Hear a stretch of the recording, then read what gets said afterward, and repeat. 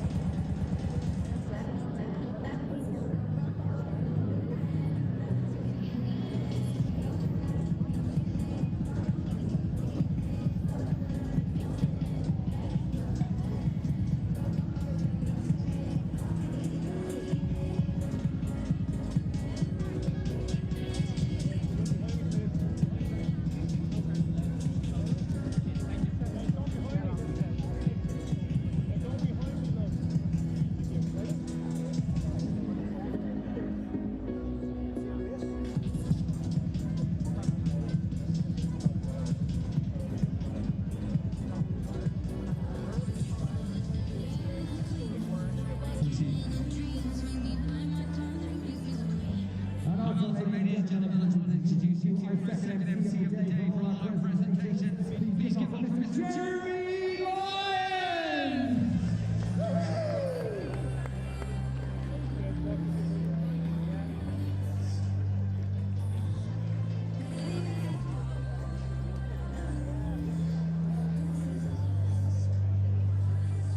And also our third MC of the day for our female events, our MC of the day. Please give up Mr. Jackson!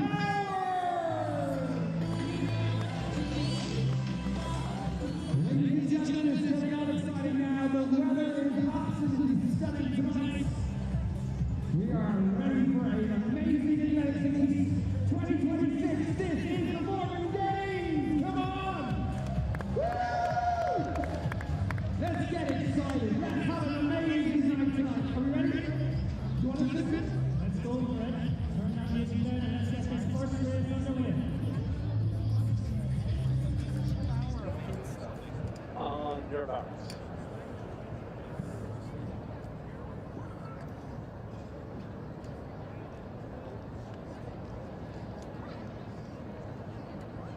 Set. So our Juvenile relay program.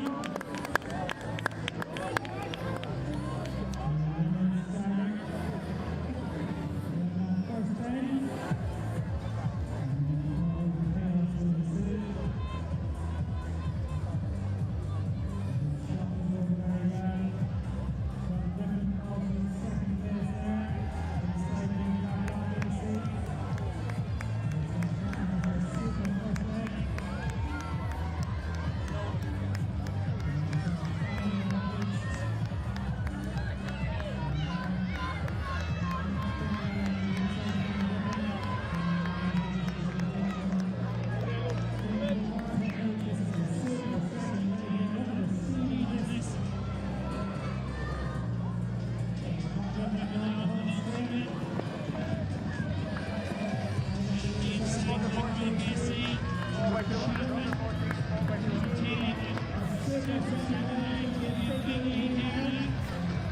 Under 14, 4x2.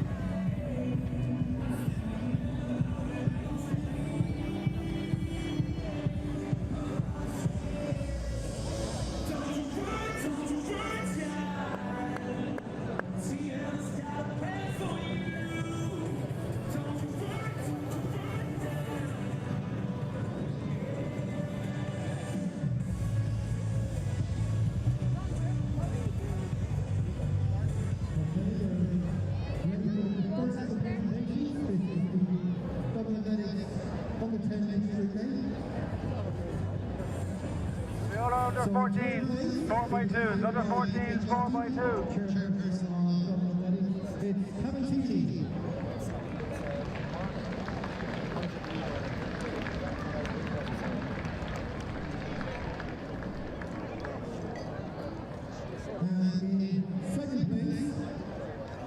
It's Blackrock.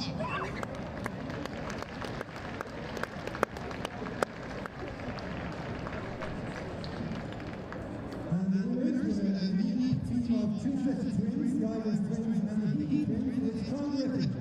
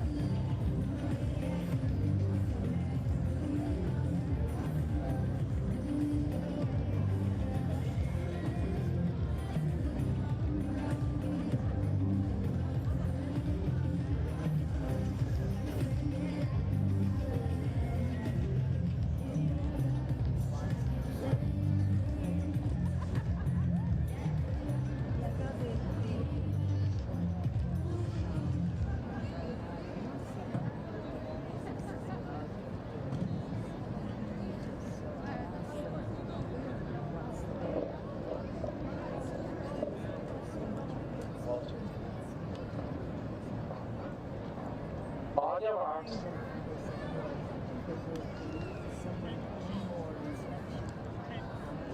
Set.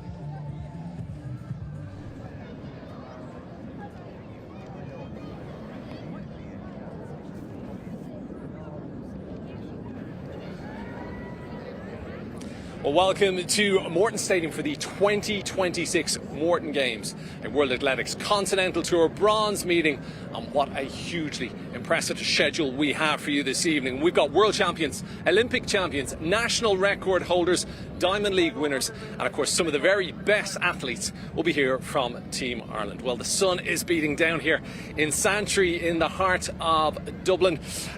We are at trackside, and that's where I will be all evening. I'll be here getting the interviews with the athletes as they cross the finish line.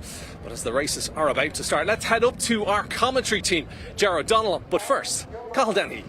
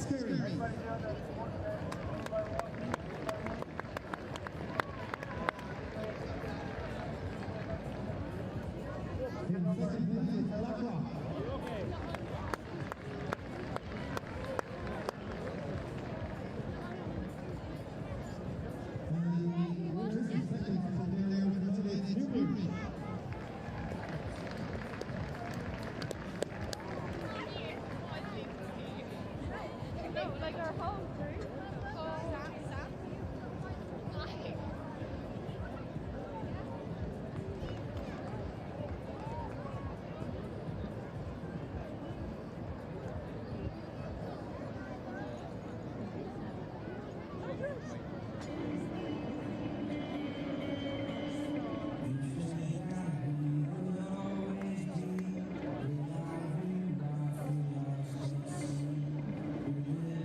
Well, how are we all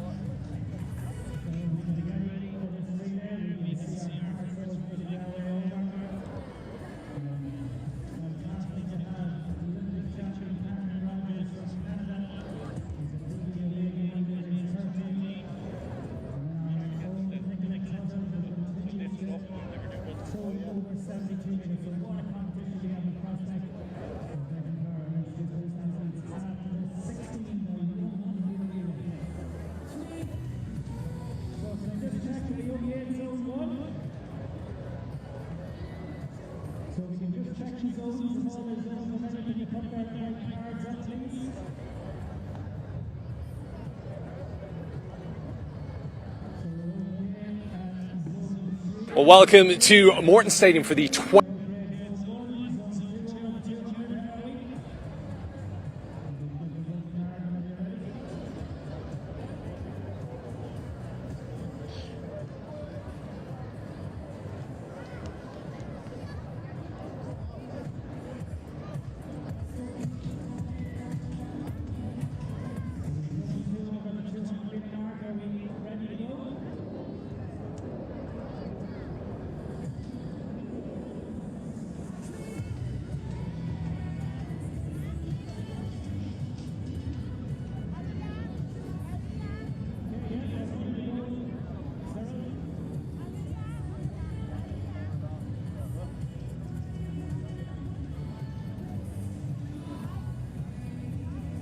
On your marks.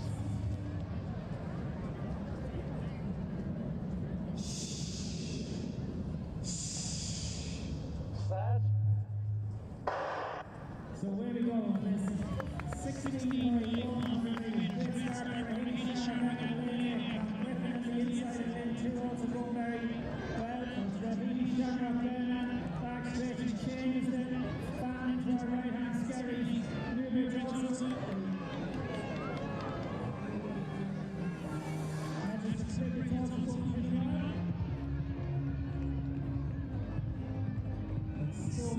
for a change.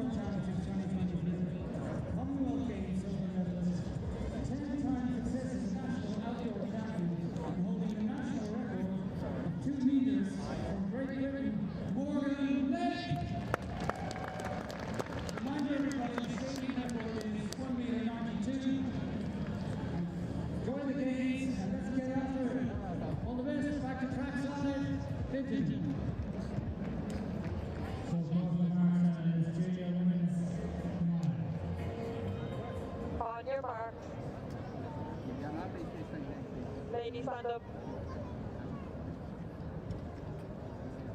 On your mark.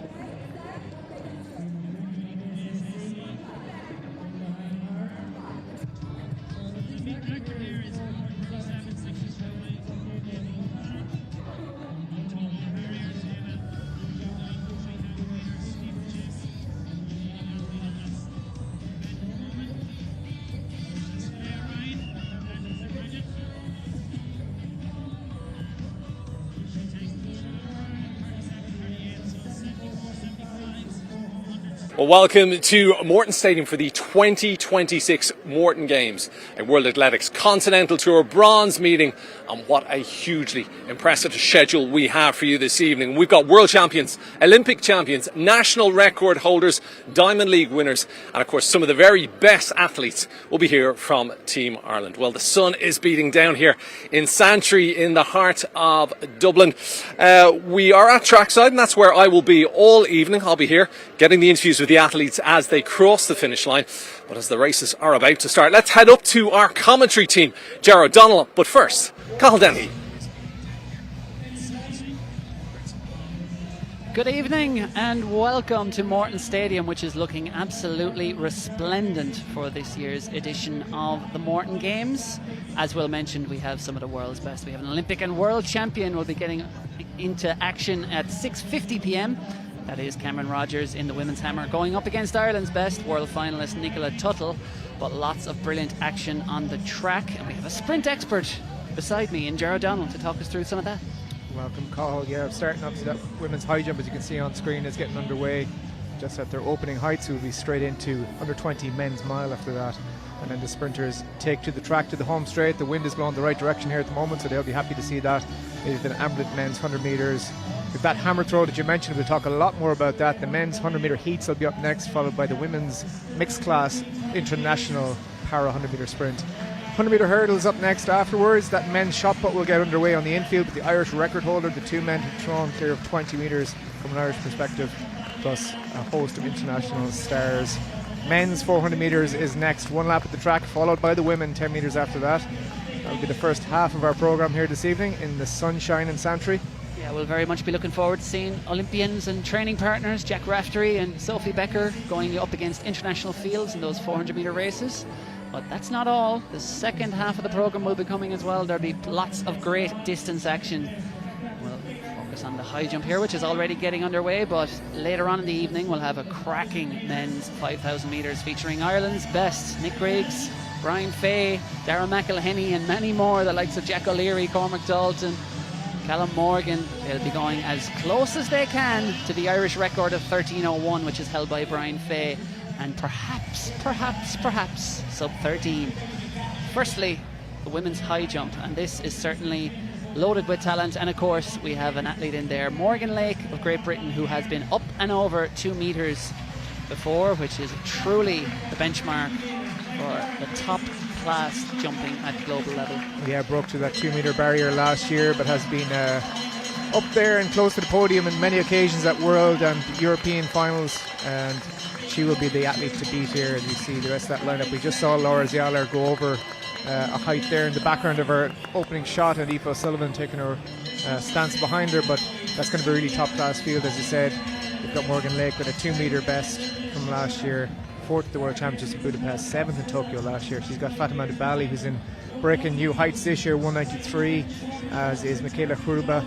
She is a 195 PB, so former world under-20 champion herself, as is Morgan Lake, but in both the high jump and the heptathlon back in Eugene. So the world under-20s are back to Eugene this year, Cathal. So I was there, Gerard. I feel very old, 12 years ago. Indeed, so she'll be hoping to get a spark back off that Eugene return and see what she can do here this evening. There is Aoife O'Sullivan, one of the 3 Irish in this field, with Siún Quinn and Dana Keeley.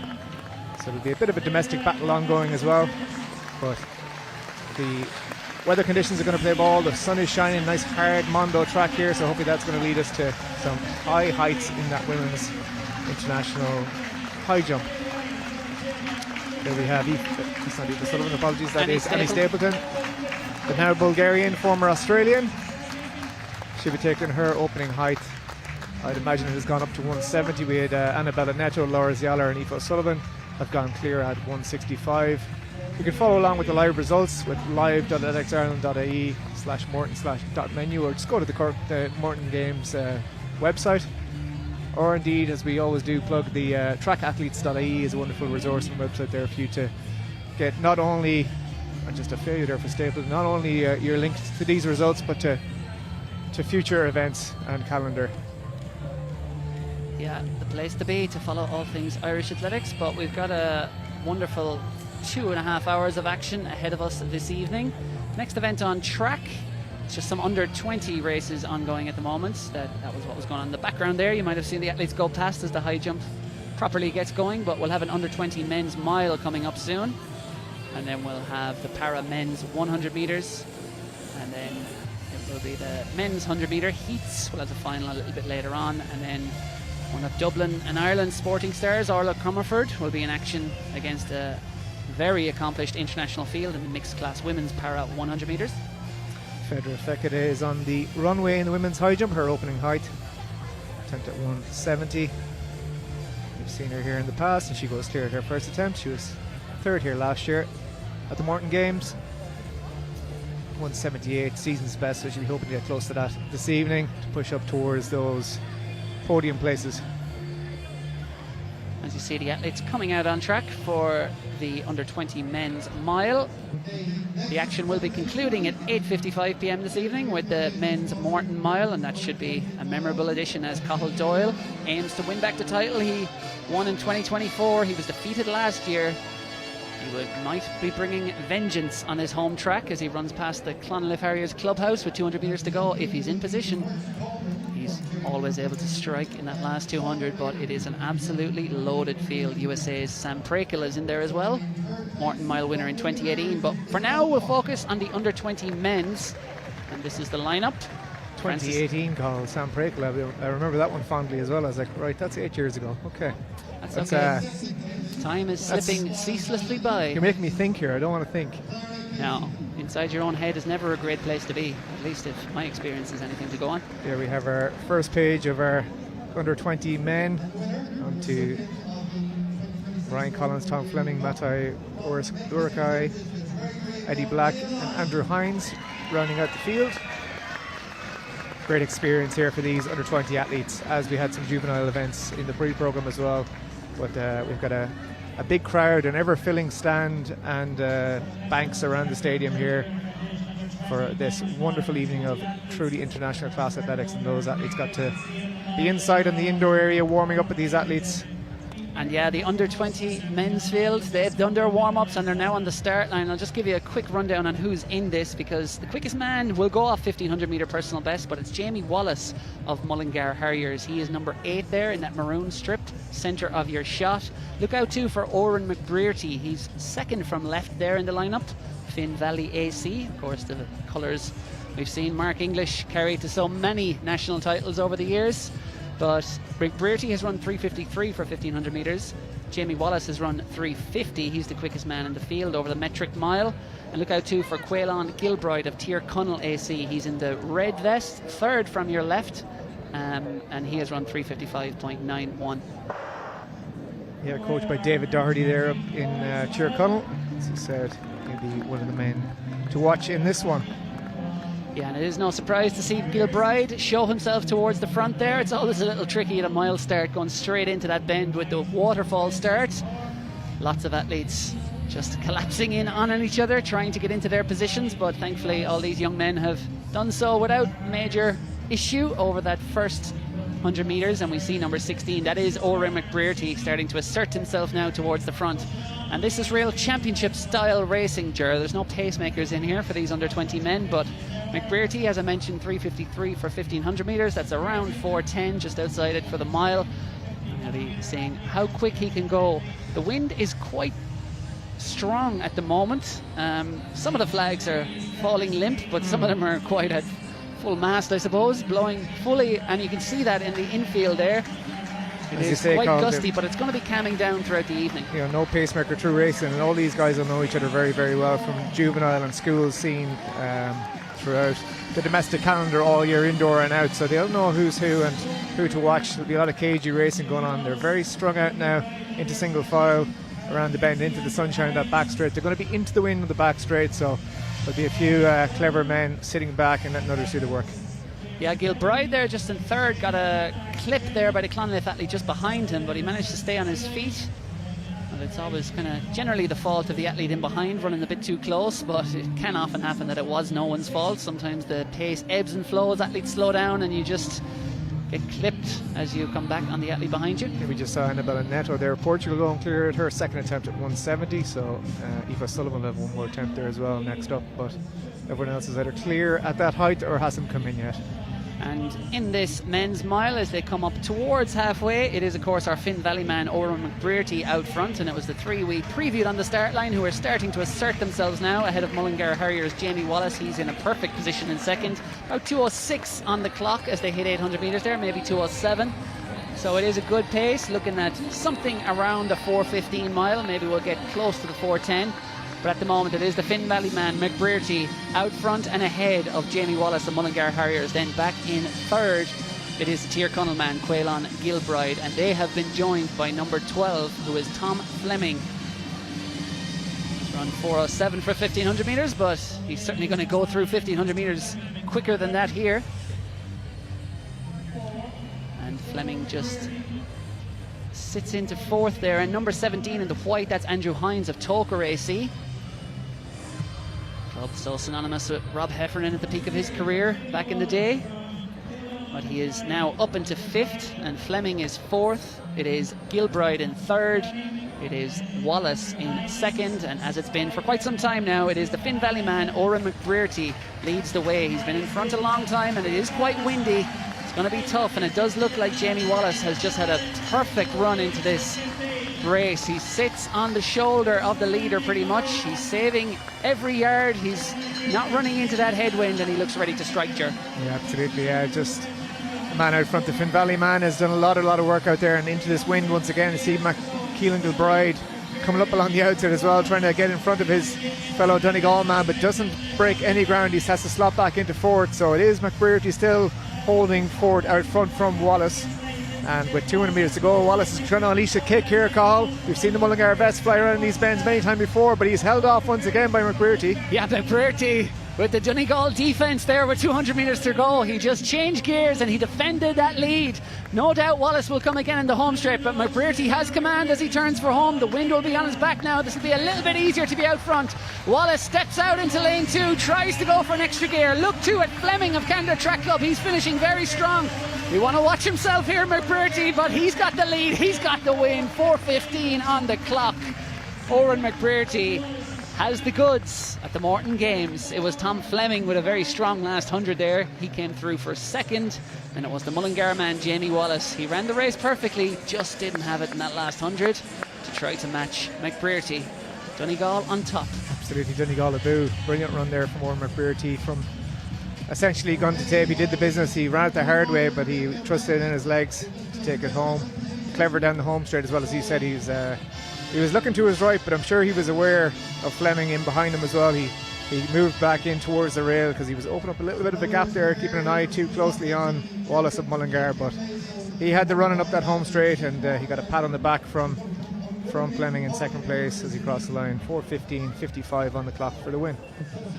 Yeah, smart running by McBrearty there. He took it on, he pushed the pace, and he ran whatever speed was in the legs of his rivals. He ran it out of them, and they didn't have enough left to challenge him in that last 100, and just very good race awareness there down that last 50. Just naturally you think the challenge is always going to come from your right, but he was aware of Fleming creeping closer on that inside line. But more than enough gears he had to get home McBrearty. Back to the high jump. Yeah, there's Dana Keeley, the St Albans athlete. She's in PB form this year. She jumped 180 earlier this week. She goes clear there at, just going to double check for you, I think that's at 175. She is in, has gone over 183 this year for new personal best. That was in one of her first competitions in over 800 days after injury from national indoor champion in 2024, right through till summer 2026. And here another failure for Annabella Neto, that is, so that'll be at 175 for her. Second attempt at 170 for her too, so we're moving on up. It'll go to 178 after that. We'll be in 3 centimeters for a while, and then we'll be on to down to the 2s for the pointy end of the competition. Presentation time for the Jerry Kiernan Foundation Under 20 Men's Mile, an appropriate sponsor as well. The Jerry Kiernan Foundation doing such great work supporting the next generation of Irish athletes. As we see Laura Zialer going over there. Yeah, 175 there. So her second competition of the week as well, and an improvement on her performance in Cork just 2 days ago. So on the up, back from a long Achilles injury as well herself. And the 3 men on screen there alongside Mert Coleman, a great friend of Jerry Kiernan's, who keeps that foundation going, raising money, giving it to Irish athletes who perhaps need a helping hand in terms of funding. As we see Aoife Sullivan here, failure for her at 175.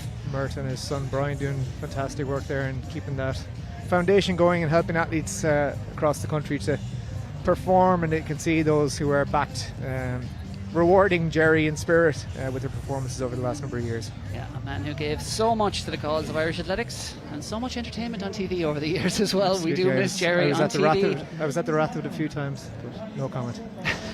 No comment, but you're still angry about it. Yeah. We love Jerry and we miss him dearly, but great work being done by his foundation.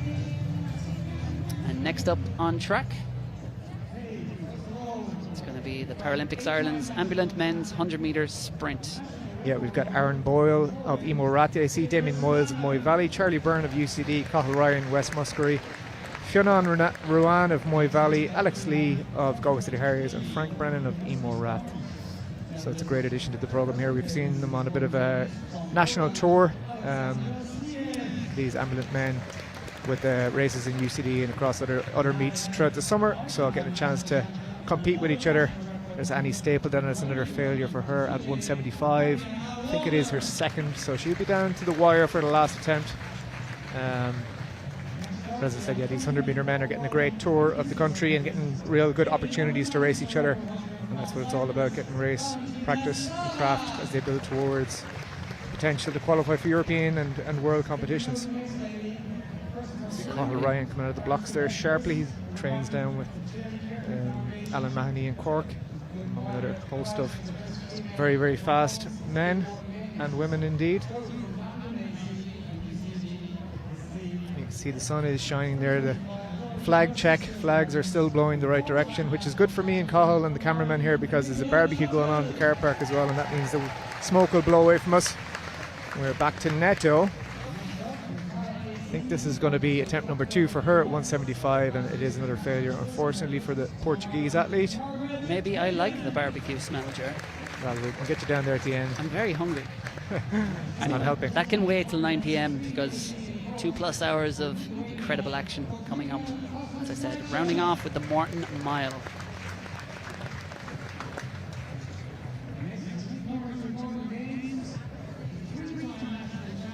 Sullivan on her second attempt at 175.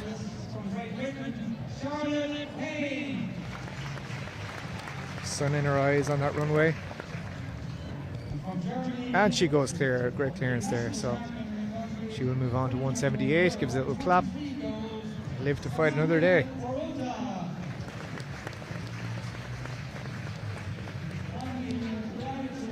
No attempts so far from Morgan Lake, Fatima Tibali or Michaela Kruba yet in that one. They'll be waiting for higher heights before they make their entry. We saw Bali take 2 attempts at 180, or their opening height, of 180 earlier in the week. But we see the world's 2-time world and Olympic champion, second woman over 80 metres in the hammer throw, Cameron Rogers, introduced to the fans here in Morton Stadium. That world-class hammer throw kicking off very, very soon. We've got, of course, Nicola Tuttle in there as well, the 22-year-old of Bandon and now UCD. She will be trying to challenge Rogers once again. She set an Irish all-comers record just 2 days ago down in Cork. She's there right in the middle, number 1, Cameron Rogers, the Canadian. As we said, winner of the last 3 global titles. We've got an Olympic champion in our midst here. And 76-16 was that all-comers record set just 2 days ago. So let's see what they can do here. in Morton Stadium. Yeah, it is a really deep field as well. There we see Mariana Walker and Charlotte Payne. Charlotte Payne was in action in Cork the other night. European Under-23 silver medalist back in 2023. 72.51 her best, so very well matched with Ireland's Nicola Tuttle, both throwing in the 72 metres. Of course, Nicola Tuttle is still chasing that national record of Eileen O'Keefe, 73.21, and it's going to be great to see how close she can get to it tonight in Santry. Said the other night in Cork that she would love to get that record, but that was a breakthrough in Cork. It wasn't a personal best, but first time ever throwing over 72 metres 3 times in one competition. As we see Annabella Neto, failure there for her. That's the end of her competition, unfortunately.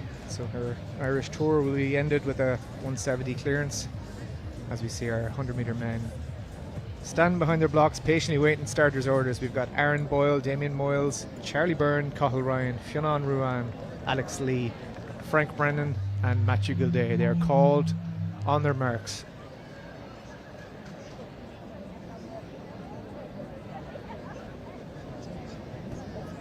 Alex Lee there in lane 7. Be certainly watching out for him. His training partner will be going men's 400 metres later on today under Egan. See a host of different starting strategies amongst these ambulant men. Ooh, and we get a beep from the gun, so hopefully a green card will come out and we'll get to go again. Nodger, red card, lane 2, guilty party. Oh, if the rules are broken, get them out. But hopefully no rules were infringed upon. Yeah. Visually, it certainly looked like Aaron Boyle of Emo Rath AC. What's the full name of that club? Yeah, Emo Rath. Yeah. That is right, Emo Rath. Yeah. Sounds like a goth rock band. It does indeed. But anyway, Aaron Boyle, we'll see if he gets a green card, yellow card, perhaps even the red card. But maybe Donald Trump will call in and try and get that overturned. So if so, get VAR going here. We'll see what happens. But it looked visually like Aaron Boyle got an absolute flyer in lane 2 there. But the green is out. It's good to see. We see and green. It can often be that someone's twitching or reacting in the blocks and someone can be set off like that by someone else, or indeed crowd noise. Yeah, I was just going to say that it's also very, very busy here, so it'll be a much bigger crowd for a lot of athletes competing here this evening to have dealt with, so it's going to be interesting to see. It's another thing to cope with, and like I said, it's great practice for all these athletes to get international athletics on their doorstep, to get used to crowd noise and environment and atmosphere and crowded warm-up areas and everything else. That was Fedra Fekete of Hungary going clear at 178. Michaela Grubo opened her competition there with the 178 clearance as well. So clean card to start. We're back behind our blocks. Once again, Aaron Boyle, Damien Moyles, Charlie Byrne, Cathal Ryan, Fionn Ruan, Alex Lee, Frank Brennan and Matthew Gilday.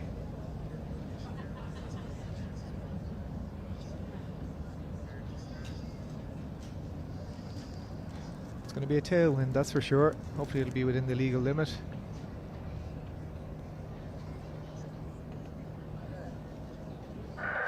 And this time we are underway. Ryan there in the middle gets away to a great start, as does Fionn Ruan beside him, and these two men are pulling away clear. It's going to be a really good battle down the home straight, and it looks like Ryan is going to pull clear. He is indeed. He's going to dip for the line. 11:31. That's a fantastic time there from Fionn Ruan. It's a legal wind, 1.7, so those in the hurdles and 100 metres coming up later on are going to be happy to see that on the clock. But a brilliant race there from Cathal Ryan. He takes the win from Fionn Ruan, and you see the replay who followed him behind. But fantastic to, from blocks to tape. Alex Lee get up for bronze. He was up there, he was close to it for sure, the Galway City Harrier. Let's have a look at it here. As you Frank Brennan in the Navy to Alex's left as well, got out to a very, very good start, as did UCD's Charlie Byrne. But there was two men really pulling away out front, and Cathal Ryan, very, very impressive. Indeed, it's going to be close. Lee. Yeah, Lee on the line from Damien Moyles, coming up through the inside as well. Charlie Byrne then in 5th, I think, for UCD. Very strong running all around. See, those two men in the middle are powerful coming down the track. And it is 11:31. It is a 1.7 metres per second tailwind, and 11:43 if my eyes don't deceive me. For second for Fionn Ruan. Perfect conditions here for sprinting. Certainly for the home straight sprints, especially. It is in the shade slightly, but that'll be no harm for these lads coming out to warm up. and set their blocks, etc. Under a little bit less pressure. There's a few fist bumps to the crowd. And we for see PBs. Nicola Tuttle is entering the hammer circle. Laura Zialer goes clear 178. Here is Nicola Tuttle's opening throw in the women's hammer. How big is it? We see that 70-metre arc. I think that's outside the sector, is it? We're a little obscured here. Now it is a valid throw. The stick is going in the ground, but it's just shy of that 70-metre line, so probably about the 68 territory for Nicola Tuttle to open her competition. And yeah, get a clean throw underway, and it'll be the top 8. Will get 6 throws this evening, so same the shot put. So safe one in the grass. Aoife O'Sullivan is up next at 178. She's had one failure the last 2 attempts, and then went clear on the second, but this will be her first effort at 178.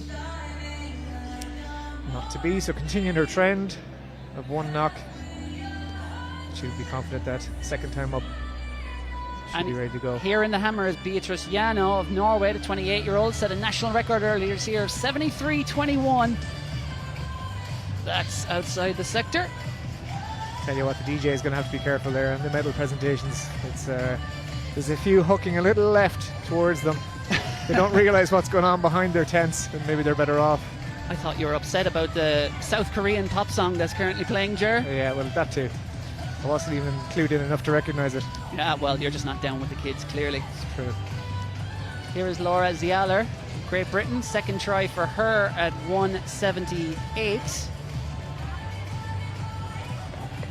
4 athletes clear so far at this height. Michaela Hruba, Fedra Fiqueta, Sion Quinn and Dana Keeley. And it's a second time failure, unfortunately, for Zialer. Just with her heels and that one, I think she knows it as well. She had the height on it. Maybe just that tailwind is thrown off the run up just a little bit, but I think third attempt it's definitely there for her. You see Margaret Hayden in the hammer circle.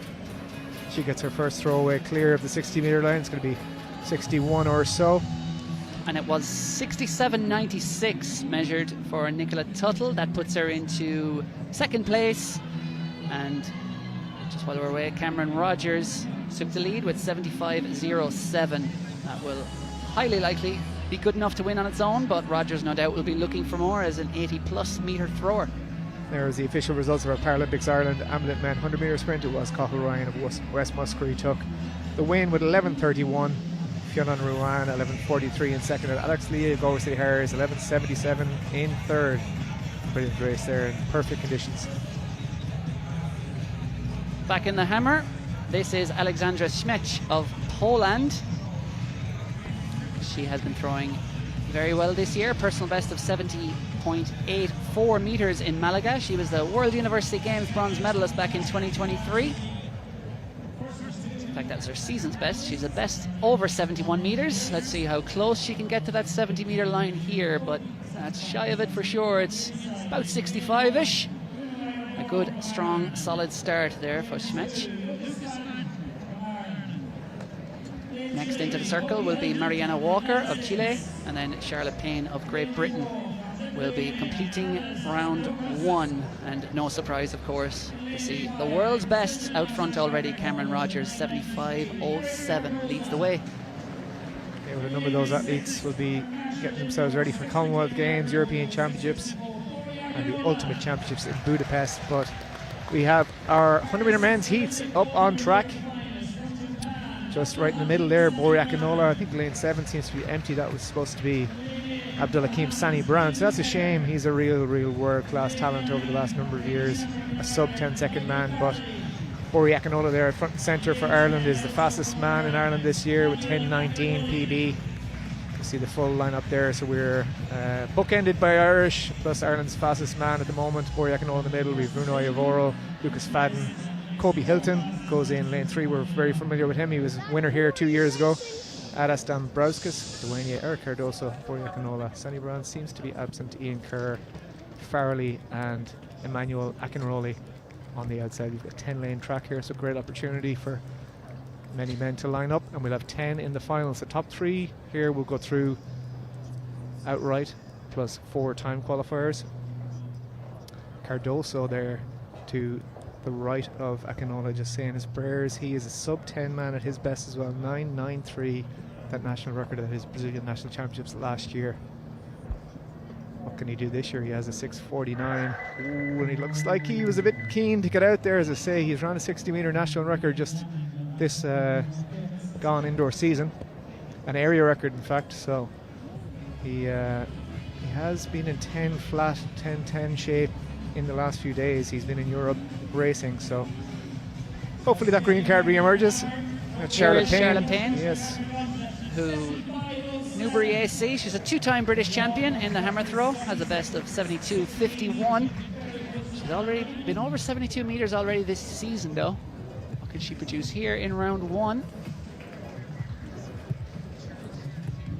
And that's pretty close to the 70-metre arc. Certainly in the 68, 69 territory, you would imagine.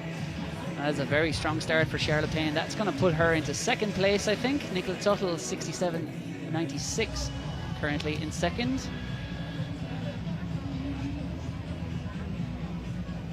There's Fatima Dubali. She's going to enter the competition at 181. We have lost Annie Stapleton, Laura Ziala and Aoife Sullivan now from that women's high jump. And 178 clearances. Annabella Neto is gone as well. Actually, Morgan Lake has come in with a 181 clearance. Back in the hammer sector, we have...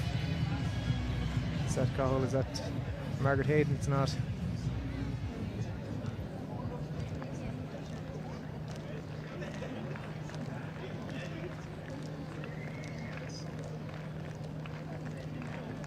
That was Katrina Pashrin-Skaitcha and Fatima Dubali.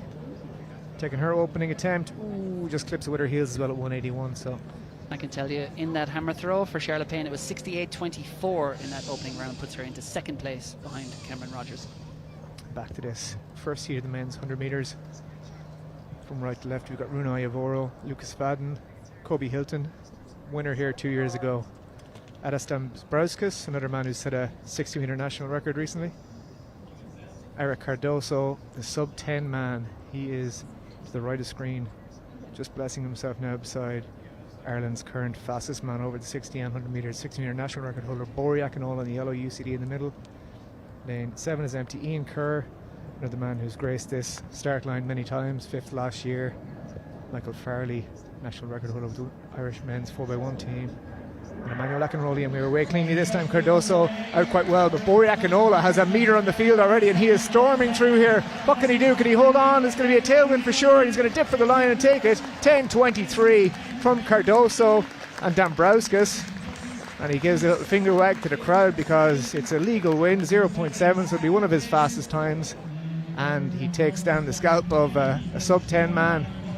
So that's a great run in the heats here, and we know from the European circuit both indoors and out, and he gets the chance to run twice, he usually performs even better on the next attempt, so we could see something special here from the UCD man, Bori Akinola. 10.22 corrected on the clock, a 0.7 win, so it's going to be legal times all round. The others are just reassessing and down their hunkers checking the clock. But you see he got a jump on the field from metre 1, perhaps Cardoso just after that faulty start at first attempt was playing a little safer.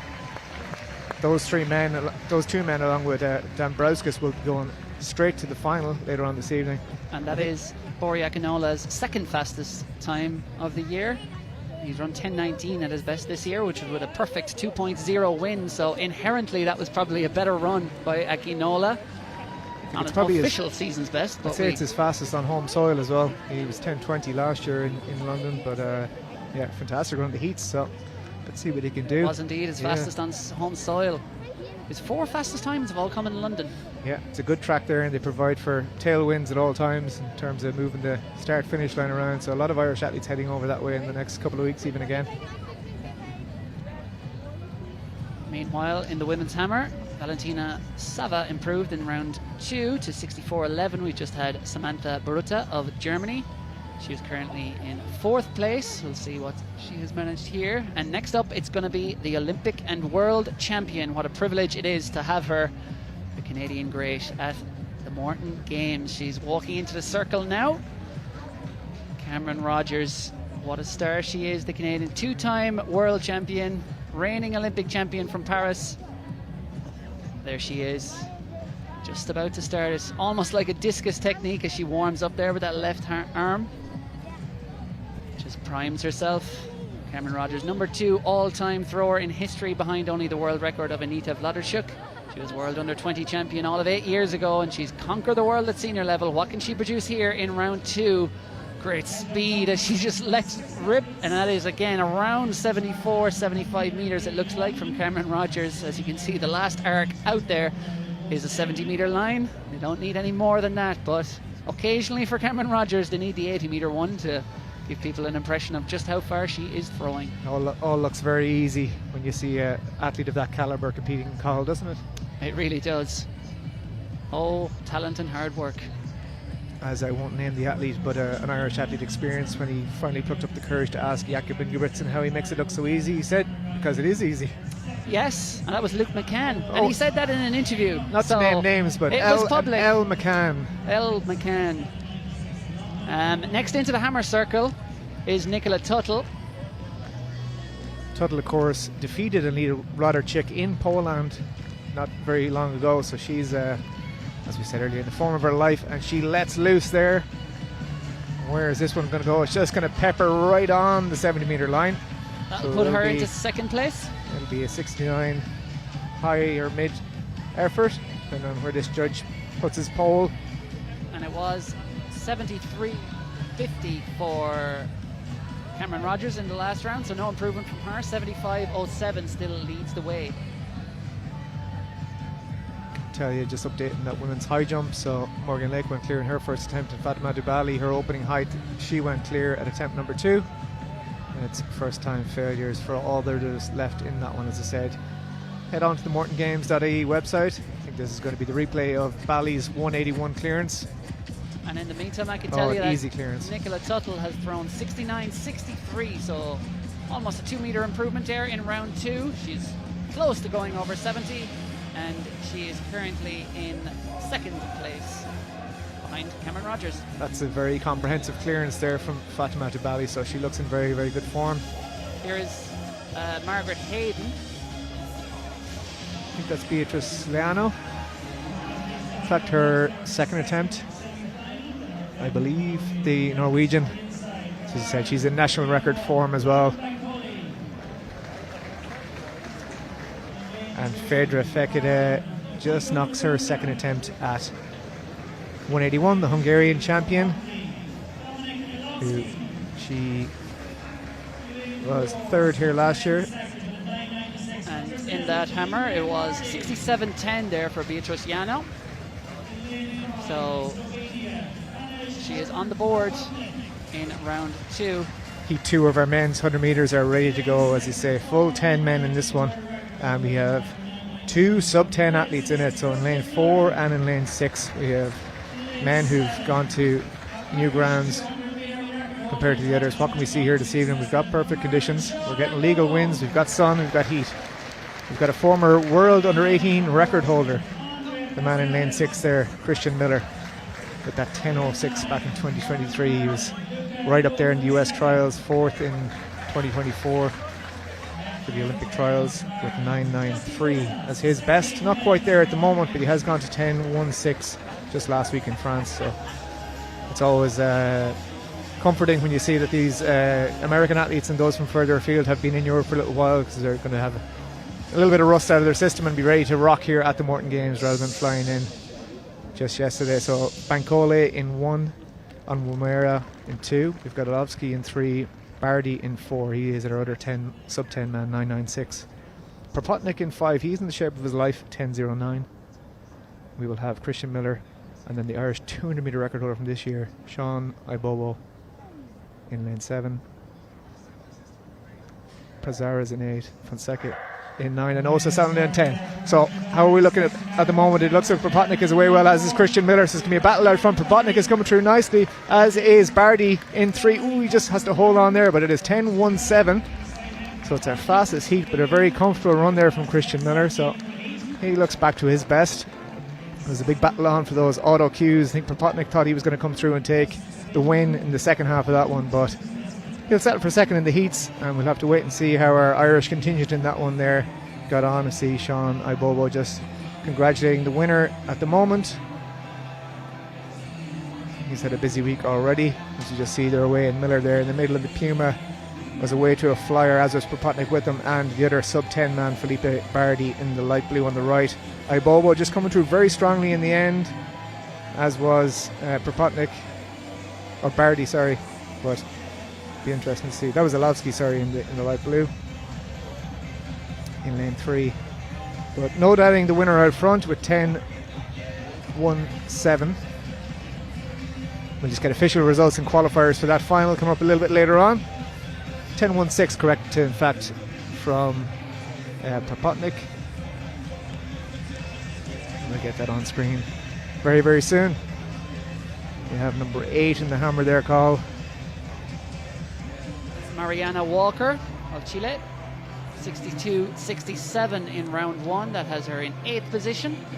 And that looks to have come down pretty much bang on the 60-meter line. If indeed that's accurate, that will not be an improvement for Walker. Next up on track. Oh, we'll there's our official. Yeah, our official. So Sean Ibobo did get through there nicely at the end. We're just ahead of the finish line in our angle here, so he gets his auto cue. But Bardi and Alowski will be safely through to that final a little bit later on as well. It was a 0.2, I think, on the win. So Christian Miller from Propotnik from Ibobo with the auto cues. Next up on track. Oh, we'll stick with the hammer first. Yeah, Charlotte Kane is back in the circle. Yeah, she's in 3rd place at the moment. Not far behind Nicola Tuttle at all, 68.24 in that opening round. And that is, it's very close to that left-hand line. And as you mentioned earlier, Ger, it's not that far away from that tent either. No, certainly a few civilians in danger. I'm sure the configuration of that cage has been done properly, so one needs to be too afraid. As we see the lineup for the Allianz women's mixed class para 100-meter sprint. And there are a number of Paralympic medalists in this field. Of course, we'll start as the hometown favourites and Irish people ourselves with lane 6, Orla Comerford, the 28-year-old, the Raheny athlete. She's a 3-time Paralympian, 11.76. She's in the form of her life. She ran that personal best in Hengelo, Continental Tour Gold meeting in the Netherlands last month, and she's backed it up as well at in Oslo recently with a wind legal 11.80. She should be head and shoulders above this field in terms of the time she is running. However, there is a lot of talent in here, a lot of athletes who have run 12 point for 100 meters. And Orla Comerford will be running there in lane 6, center of your shot. Over in lane 2 on the far right, Lana Sutton, also of Ireland. She's in the T47 class, that is for upper limb amputation. She's run 12.71 and she was a world finalist. In lane 3 is Rhiannon Clark of Australia. She's in the T38 category for coordination impairments. She has run 12.72 for 100 meters. She's a 2-time Paralympian and has won 3 global medals. As we look back to the women's hammer, and it is Valentina Sava of Cyprus. She's currently in 7th position, 64.11. Her best.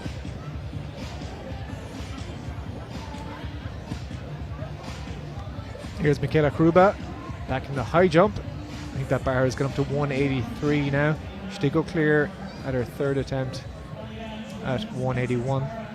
So the full lineup, because they're going to be called to their marks quite soon for this Allianz women's mixed para 100 meters. Lane 2, Lana Sutton of Ireland. Lane 3, Rhiannon Clark of Australia. Lane 4, Luca Eckler of Hungary. Lane 5, Anna Grimaldi of New Zealand. Lane 6, Orla Comerford of Ireland, the favourite. Lane 7, Jewel Ross of Germany. Lane 8, Ida Louise Overland of Norway. And lane 9, Didi Oko of Great Britain. And we've done some of their achievements already, but there are many, many achievements, many global and indeed Paralympic medals here. As we see, that is Luca Eckler of Hungary being introduced. She's a 2-time Paralympic champion, holds the world record in her category for the long jump at 5.91. Also has a Paralympic silver medal over 400 meters. Beside her, Anna Grimaldi, and there is Orla Comerford being introduced. 3-time Paralympian, I should say. She's a T13 athlete, which is for visual impairment. 2-time World Championship gold medalist Orla Comerford was last year over 100 and 200. Will be a heavy favourite here. Jewel Ross of Germany in lane 7. She's in the T46 category. She won a world bronze medal in that category last year over 400 metres. She's run 12.47 at her best. Norway's Ida Louisa Overland in lane 8 has run 12.71 and she was a world finalist. And then Didi Oko of Great Britain, she's in the T42 category, which is for lower limb impairment. And she's a best of 14.59 and she was a Paralympic bronze medalist in Paris 2 years ago, world bronze medalist last year. So the favourite goes in lane 6, Orla Comerford, currently training under Daniel Kilgallen. She is in the form of her life.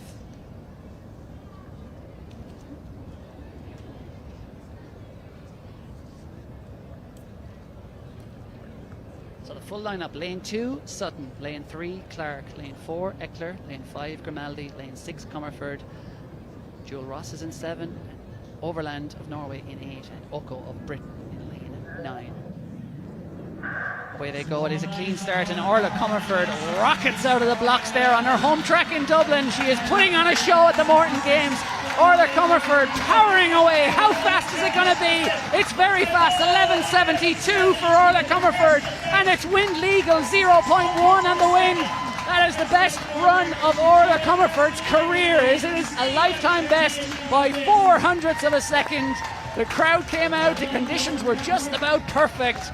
And Orla Comerford, this Irish sporting sprint star, has put on a show, Ger. Yeah, absolutely. It was dominant performance from the gun, and she ripped down this hometown track, as you said, and rewarded with a personal best. Huge crowd cheering her on, and she's certainly delighted down there. What a performance, and what a day to do it at your hometown meet. We get a replay of it there. Here in the middle, as you said, working with Daniel Kilgallen now, who has guided so many of Ireland's very, very best sprinters and coach of our men's 4x1 team.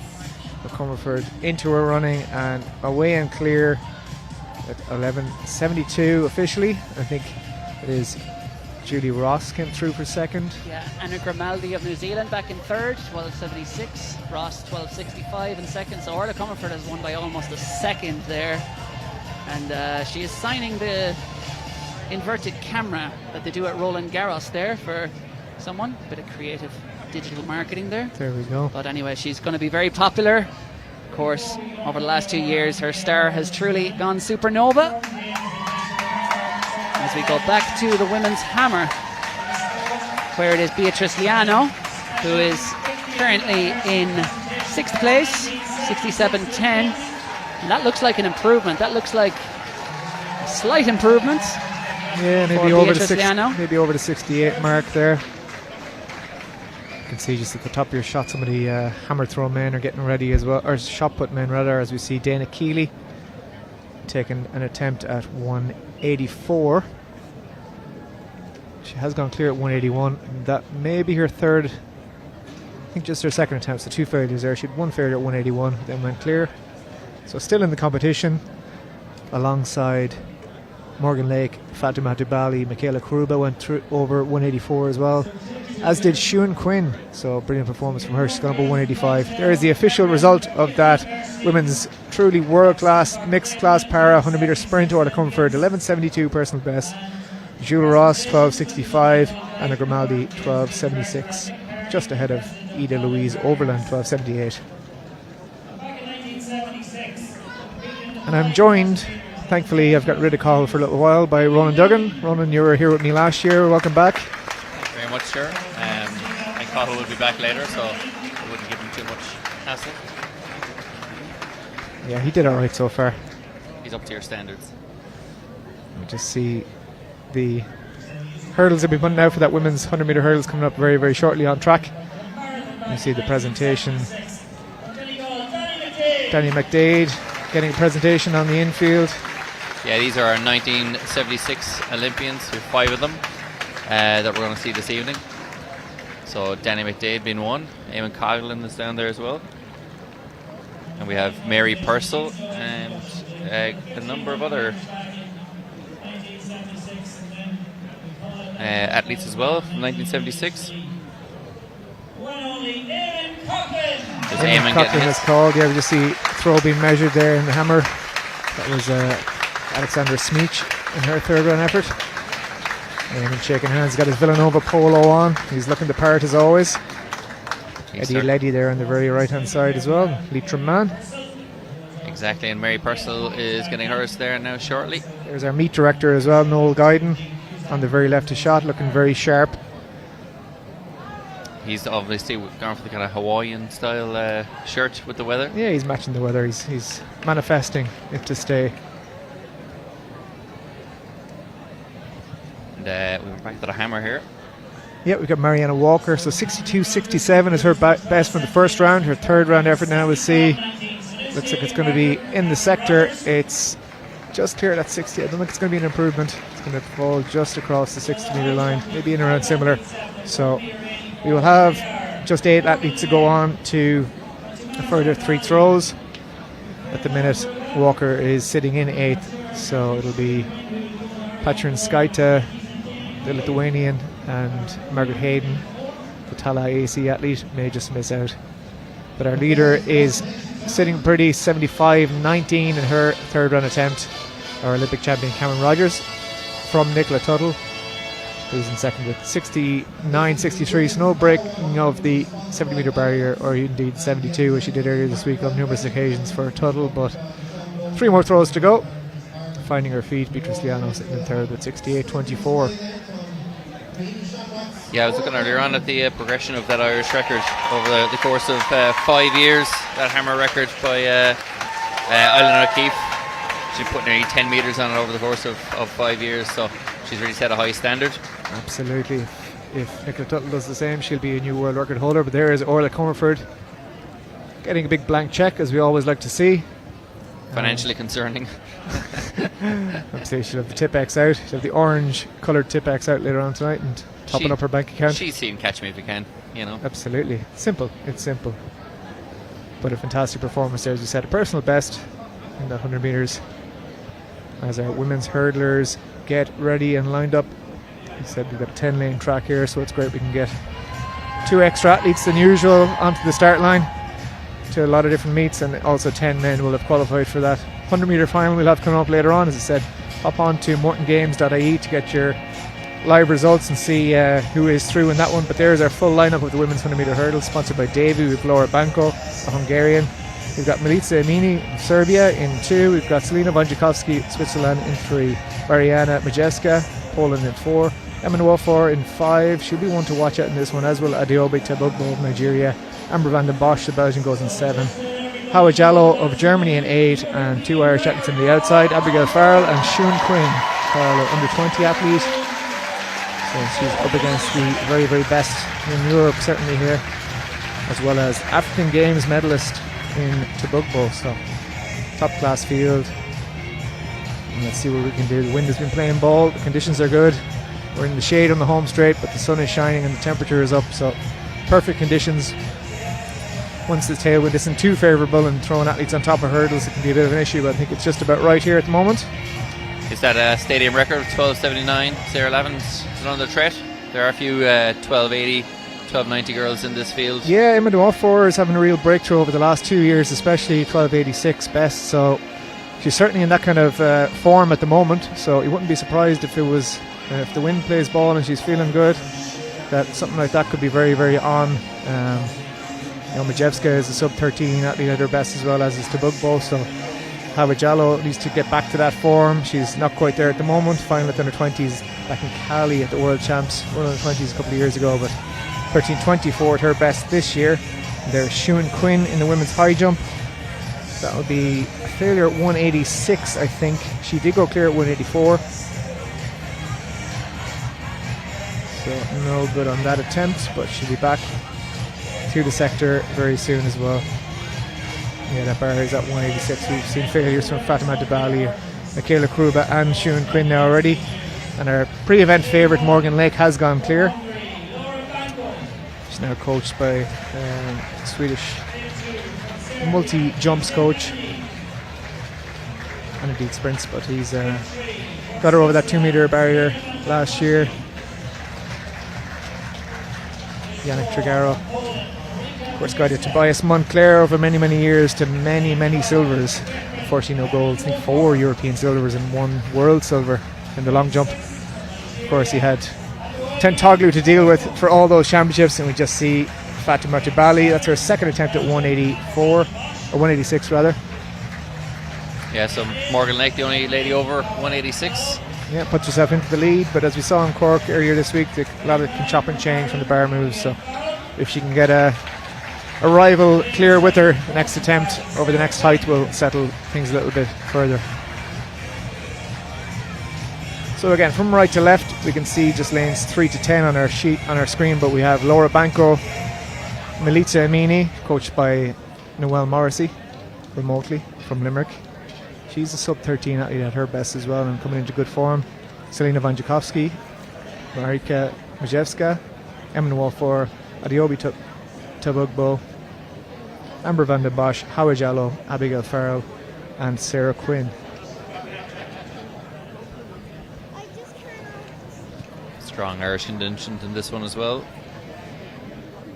So we'll see how they go. They're settling into their blocks, steadying themselves.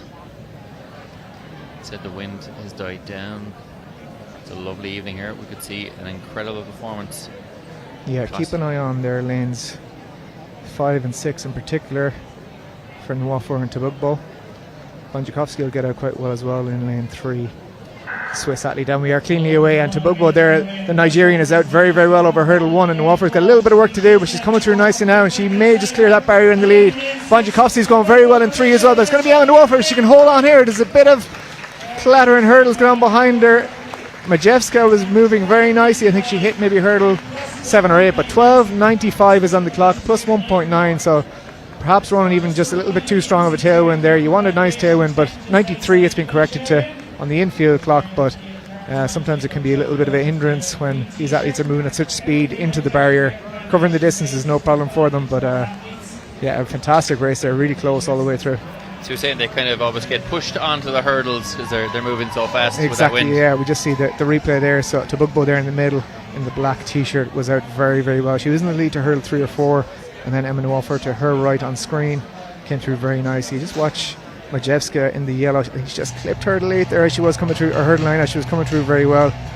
But no doubt in the winner out front was Emma Walfer, a great British athlete. She'll be heading to the Commonwealth Games for England in a couple of weeks' time, so rounding into very good form. It was Tabugbo who took second from Selena Vanjakovsky from Marika Majewska. We'll get those official results very, very soon for you. But fantastic running there, legal wins and chance to run fast. Fatima Tibali is back up in the high jump. This will be her third attempt at 186. Oh, she's very unlucky there. Wow. She hit it, all the work done, and took her foot off the gas in the very last second, just clipped it off. So a very minimal rattle of the bar, and unfortunately that'll be the end of her competition. So we get an official result there from that women's 100 metre hurdles. Emma Nwafor 12.93, Adeobi Tabugbo 13.07, and then Selena Van Jawowski 13.09. Yeah, great run there. It's great, always great to see a sub 13 second performance on home soil here, especially. That's into the world class of women's 100 metre hurdling. So fantastic win there from Emma Nwafor in a great race put up to her by Tabugbo, Vanjakovsky and Majewska, and indeed Van den Bosch, very close. Yeah, and I suppose it's rare enough that we see sub 13 seconds on Irish soil. Yeah, absolutely. Yeah, so it's great to get these athletes to come back. I suppose seeing Sarah Lavin do it so often here in the last number of years especially, and I suppose it's great for Cork City Sports here in Ireland and the Morton Games to put on a hurdles for the local athletes, and that has carried on through. Now they look back on the results and see, well, Lavin ran fast here last year and the year before, then I'm going to want to go there next year. We see the men's shot putters are just getting ready to take to the sector. We've got Prochaska, Mazur, Cameron, Lakata, Peterson, Favours, Palmer and Kelly. Joe Lakata will have his brother in this one on page 2 as well. Victor Peterson, probably the man to beat. 5th at the World Indoors this year and a medal, I think silver at the European Indoors last year, so he's certainly a man on form in the last number of seasons.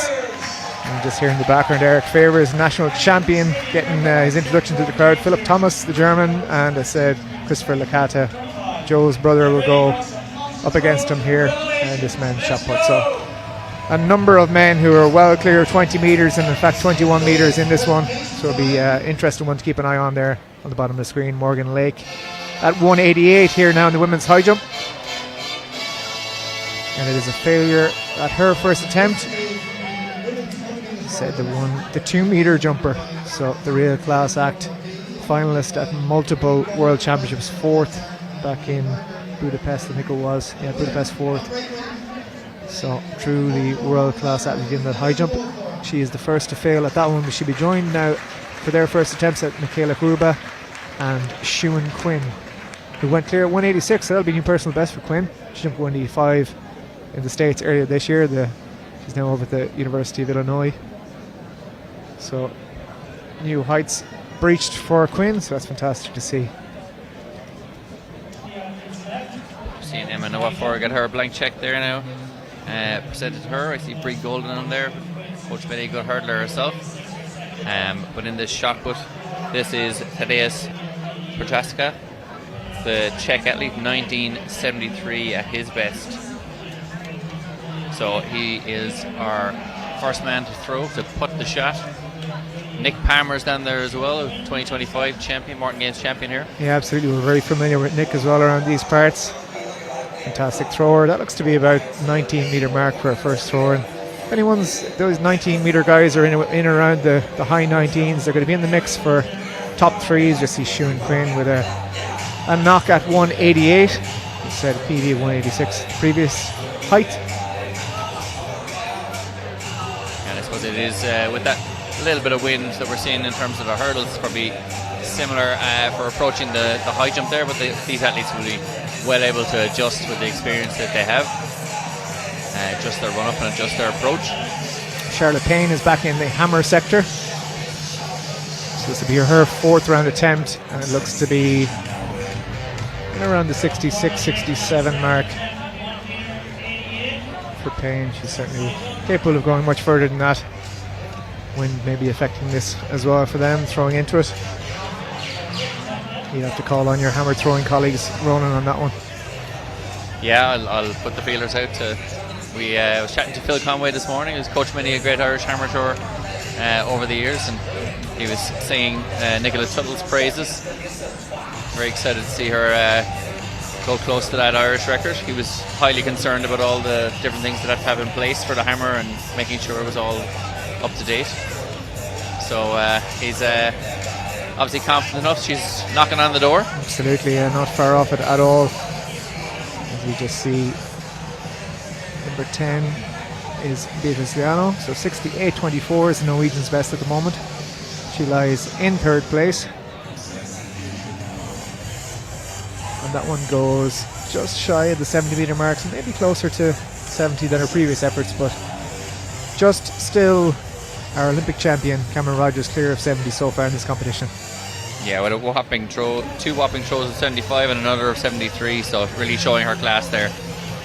And total, in terms of the Irish context, sitting in 2nd place at the moment with that 69-63 throw a little bit earlier. So we'll see now.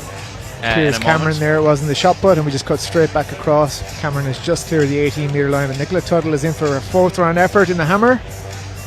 She lets fly, and I've lost sight of it. It's shy of the 70 metre mark. 9 metres, yeah. So not quite at her best just yet. Everyone is a couple of metres down as they were on Wednesday. Just see Siwan Quinn once again, 178. That'll be her 2nd attempt. 188 rather. 186 cleared her previous for a PB. And early leader is Tadeusz Prochaska in that shot put with that 19.12. Joe Licata is up next from the USA. He lets fly, he's head to toe in chalk. He just lands it on the 18 metre line, so that'll be a 17 metre throw. High of some sort. And on the track up next we've got 2 400 metres. First up are the men. You see the full line up here. We've got 3 Irishmen in this one. I think we've got real potential to see 3 men go 45 seconds. 2 of them have done it before. In one is Andrew Egan, 45.8 at his best last year, and he's approaching that again with 46.2 this season. Matej Kurček of Czechia, a multiple national champion and a world medalist in the mixed 4x4. Jack Raftery, only the 2nd man from Ireland to go sub 45 seconds, 44.98 last year at European Team Championships. He's got William Jones outside him. He's a 44.6 man at his best, so he's got someone to chase for sure, as he does in Sam Lunt, who got the nod over Raftery earlier this season at the Belfast Classic. He's breaking new territory with 45.1 this season. Brian Faust outside him. He's a solid man for the US relay teams in the last number of years. Chidi Okeze, the Nigerian, he's in good form. He was fourth in the Nigerian Championships, their Commonwealth Games trials. And on the outside, Sean Doggett, he's in PB shape too, 46.2 so far this year. He'll be eyeing that 45-second barrier.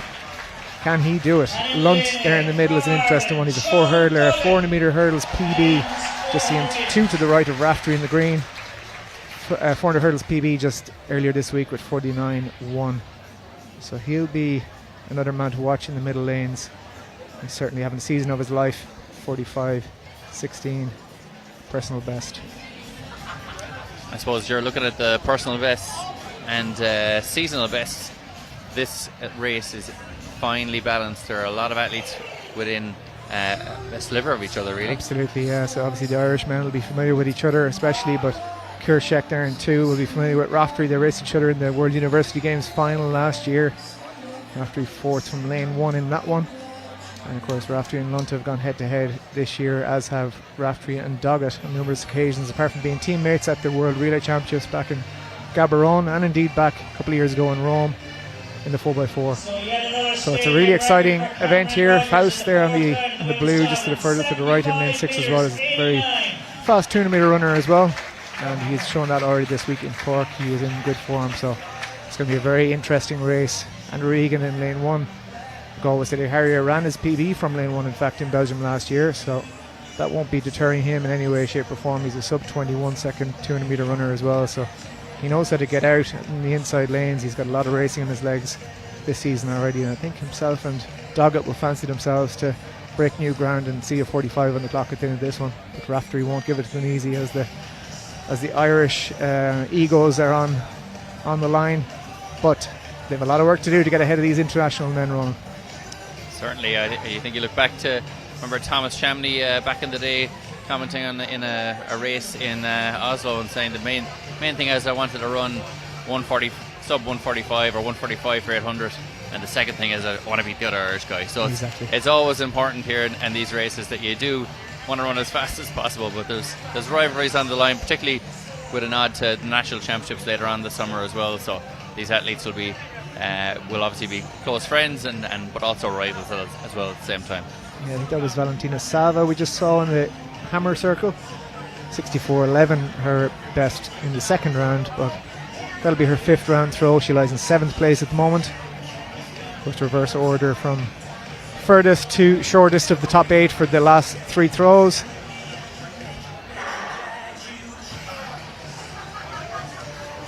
Yeah, Nicola Tuttle will be hoping to try and break that 70 metre barrier and make it a really consistent week, maybe even go even further. Samantha Baruta there, the German, 67.67 her best so far, and I don't think that's going to improve on that. It looks to be in the mid 60s as well.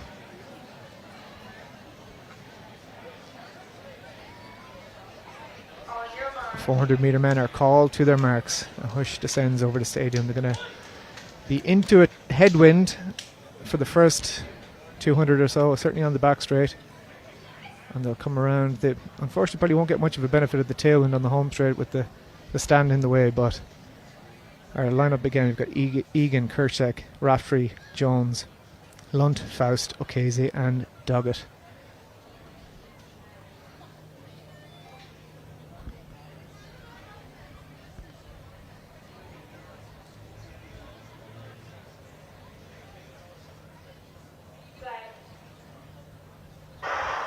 And long hold on their marks, and we are cleanly away, and Sam Lunt has gone out very, very hard so far, already up on Faust, taking a couple of metres out of him. And Andrew Egan, as I said, in lane 1 has certainly put it up to Kershak outside him, so he's got someone to chase already, but it looks very even in terms of the lead. Down at 150 to go, Raftery making a bit of ground on Jones, Lunt still holding on strong out front, and through 200 quite strongly. As I said, the wind will turn onto their backs now. Egan is going very well on one still. It's going to all settle down now very soon as they come into the home straight, but it is Lunt, I think, has a good lead already. Raftery has a bit of work to do to get back up to him. Andrew Egan is fighting hard. Jones going well, and Faust in the purple out in the home straight. And just watch Raftery come through here. He's as strong as an ox. He's got Will Jones to battle with, but Sam Lunt, I think, is going to hold on. Just look at Brian Faust on the outside. 45.70 is the winning time. And I think it was Sam Lunt who ran his legs off and held on for the win. He is flat to the mat, face down on the track. Raftery gets the best of the Irish, but not too sure. We'll see on the replays how the others did. 45.68. The clock is corrected too, but a brilliant race, especially up that home straight run. There was nothing to be settled from 2:50 to go, and then into the home straight it all kicked off. You just see again here, Sam Lunt had a couple of meters. Raftery is always going to be strong up the home straight, especially with a tailwind. He had Jones outside him to work off and try and match. Egan just fading a little bit on the inside, and Doggett on the outside doing the opposite, coming through strongly. Brian Faust will take great encouragement from his finish, and Lunt just holds on, and I think it was from Jones and Brian Faust. Raftery back in fourth with 45.74. I think Egan has broken through the 46. I'm just trying to squint down at the infield clock, but as I said, you can get those results instantaneously if you pop onto mortongames.ie and find the link to the live results there, or through trackathletes.ie is another good way to do it. But a fantastic race there, running for the one lap of the track here in the Morton Stadium. Yeah, incredible. We called it before and we said it was going to be really tight across the board, and see four guys coming across the line at the exact same time there. An incredible finish there in the middle lanes, and a shout out to Andrew Egan, as he called beforehand, very quick over that 200 metres, and he was putting a lot of pressure on the athlete in lane 2, so he did well to hold on as long as he did, and had a really good finish there. But unfortunately, I was looking one man ahead there, so it was Raftery with that 45.88, Egan 46.32, just ahead of Doggett. So another really strong run from Doggett there as well. Both of those men are 46.2 this year at their best. Kershak 46.7 from O'Casey, but no doubting the winner. He held on nicely the whole way through from the fast finishing Jones and Faust, the two Americans not quite getting there, and Raftery, best of the Irish, in fourth with 45.88. That'll be a season's best. We'd have to say Raftery obviously a brilliant run, but a great run from Egan and Doggett in the lanes they were in. Yeah, exactly. Yeah, and I think Sean Doggett would have been happy enough to take lane 8 over lane 1. He's a tall man, but and only for Egan had run that PB at lane 1 last year. I think he thinks he can do it out of any, and he showed that again today. He's not shy over the first 100 metres, and the bends don't affect him. So great running for those lads. They'll have places to battle for the European Championships in terms of the men's 4x4 coming up in Birmingham in August. You see British thrower coming back in. Just see Lunt there. John Shields presenting the Loki Sports 400 metre champion. Yeah, obviously John Shields coached Brian Gregan, who had many a great run on this very track over the years. So man who knows a thing or two about 400 metre running. So up next on our schedule, we'll have our women's 400s to be next up on track. We just see our men's shot putters are still underway down the infield. It's attempt number 2 for Piers Cameron. British athlete went out to 18.18 in the first round. That's not going to be an improvement, so I guess gives a bit of a shake of his head. Early leader in that one is the big Swede Victor Peterson, 20.50. He's the first man over 20 metres and the only man at the moment. Nick Palmer sits in second, 1972. From Eric Favers, the hometown favourite, 1914. There is our start list for the women's 400 metres, which comes up next. A host of Irish Olympians in this one. Erin Friel, Rachel McCann, Poppy Malak, Sophie Becker, Kinga Gachka, Pantasia Johnson, Ilaria Akame and Jenna Breen. So both Becker and Rachel McCann were out in Paris. Becker on the first leg for that 4th place, finishing Irish record of 3.19. A fantastic performance, and back at the European silver medal there. And Akame was in that race too for Italy. She was part of the Italy team that set a national record at the time and finished in 4th. I think that record has probably gone since, but yeah, a really excellent lineup here. Gachka has been involved with the Polish relays on a number of occasions, as is Poppy Malak with the British team at the last couple of World Champs and World Relay Championships.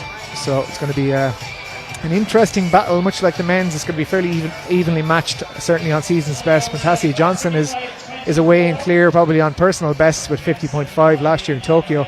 pulling out the best when she needed it in the heats of the World Championships, and then another 50 point in the semi-finals.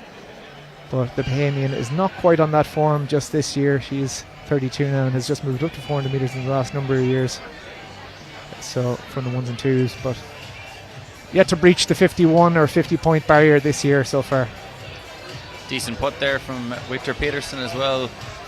Looks to be in around high 19s. Obviously not to his absolute best, but he's getting on the scoreboard. He's 20-50 in that first round, so he's now in the lead. And I would bring you the good news that Nicola Tuttle has broken the 70 metre barrier. Excellent. 70.93 in the hammer over there, just off screen. So Eric Favors also with another big putt, a big roar as well. So you're getting close to that 20 metre barrier there all the time. Yeah, that'll be an improvement for Eric. Looks about 1950 or 60 or so. So that'll be better than he threw earlier this week, and he's approaching that 20 metre line once again. And we have an interview at Will down trackside with Jack Raftery. Jack Raftery joins me after a very competitive 400 metres. Jack, fourth. A little bit outside your bet, but you haven't run in a few weeks. So overall, happy? Yeah, I picked up a small strain about 4 weeks ago, and it just means I haven't been able to do that back 100 worth of stuff. I've kind of put in a good time to train for to 53s, but you have to get used to put yourself in the well that last 100. And I think the lads just have more races in the legs. They've done it before. It's great to be involved with the battle for the line. Like, especially here, you can really hear the crowd. But on a personal level, I'm happy, but there's more to come. It's a nice build-up, I suppose, event. Where you are in the season, a little niggle or whatever, coming back, getting stronger, because you've obviously bigger fish to fry coming up, hopefully the European Championships. Yeah, like everything we've done is to build towards Europeans. I plan my races around, getting a couple in tight together so that I can do another block of training. Everything's focused towards Birmingham, and races are now just a byproduct. So the plan is going race next weekend, go race the following weekend, all in hopes to build up for Birmingham. Are you looking forward to the Nationals as well? Yeah, I'm buzzing for the Nationals. The last kind of 2 or 3 years have been phenomenal. Like coming home in front of the massive crowds, it makes such a difference as an athlete because you get picked up on the first bend. You get a pick up because the people down around you up on the back straight, and you come up on the home straight, and the whole stand lifts you coming home. It's brilliant the last couple of years. Well, listen, we have to ask you then just briefly about Birmingham as well. Individual and relay are on your mind. How are we looking, I think, overall? Yeah, so that little gap missing races, it's probably hurt me a little bit. It means I have no margin for error at the moment. But in another 2 races, I should be comfortably in within rankings. I've slipped out in the last week or two with lads running other races and me being off. But a good one in Ashes, I should be in there. And then on the men's relay side, we're in. We need 4 lads ready to go. Because I think we'll pass. It's just about getting 4 lads on the track together. Jack, we can't wait for it. The excitement is building already, and we'll see you soon. Perfect, cheers. Thank you.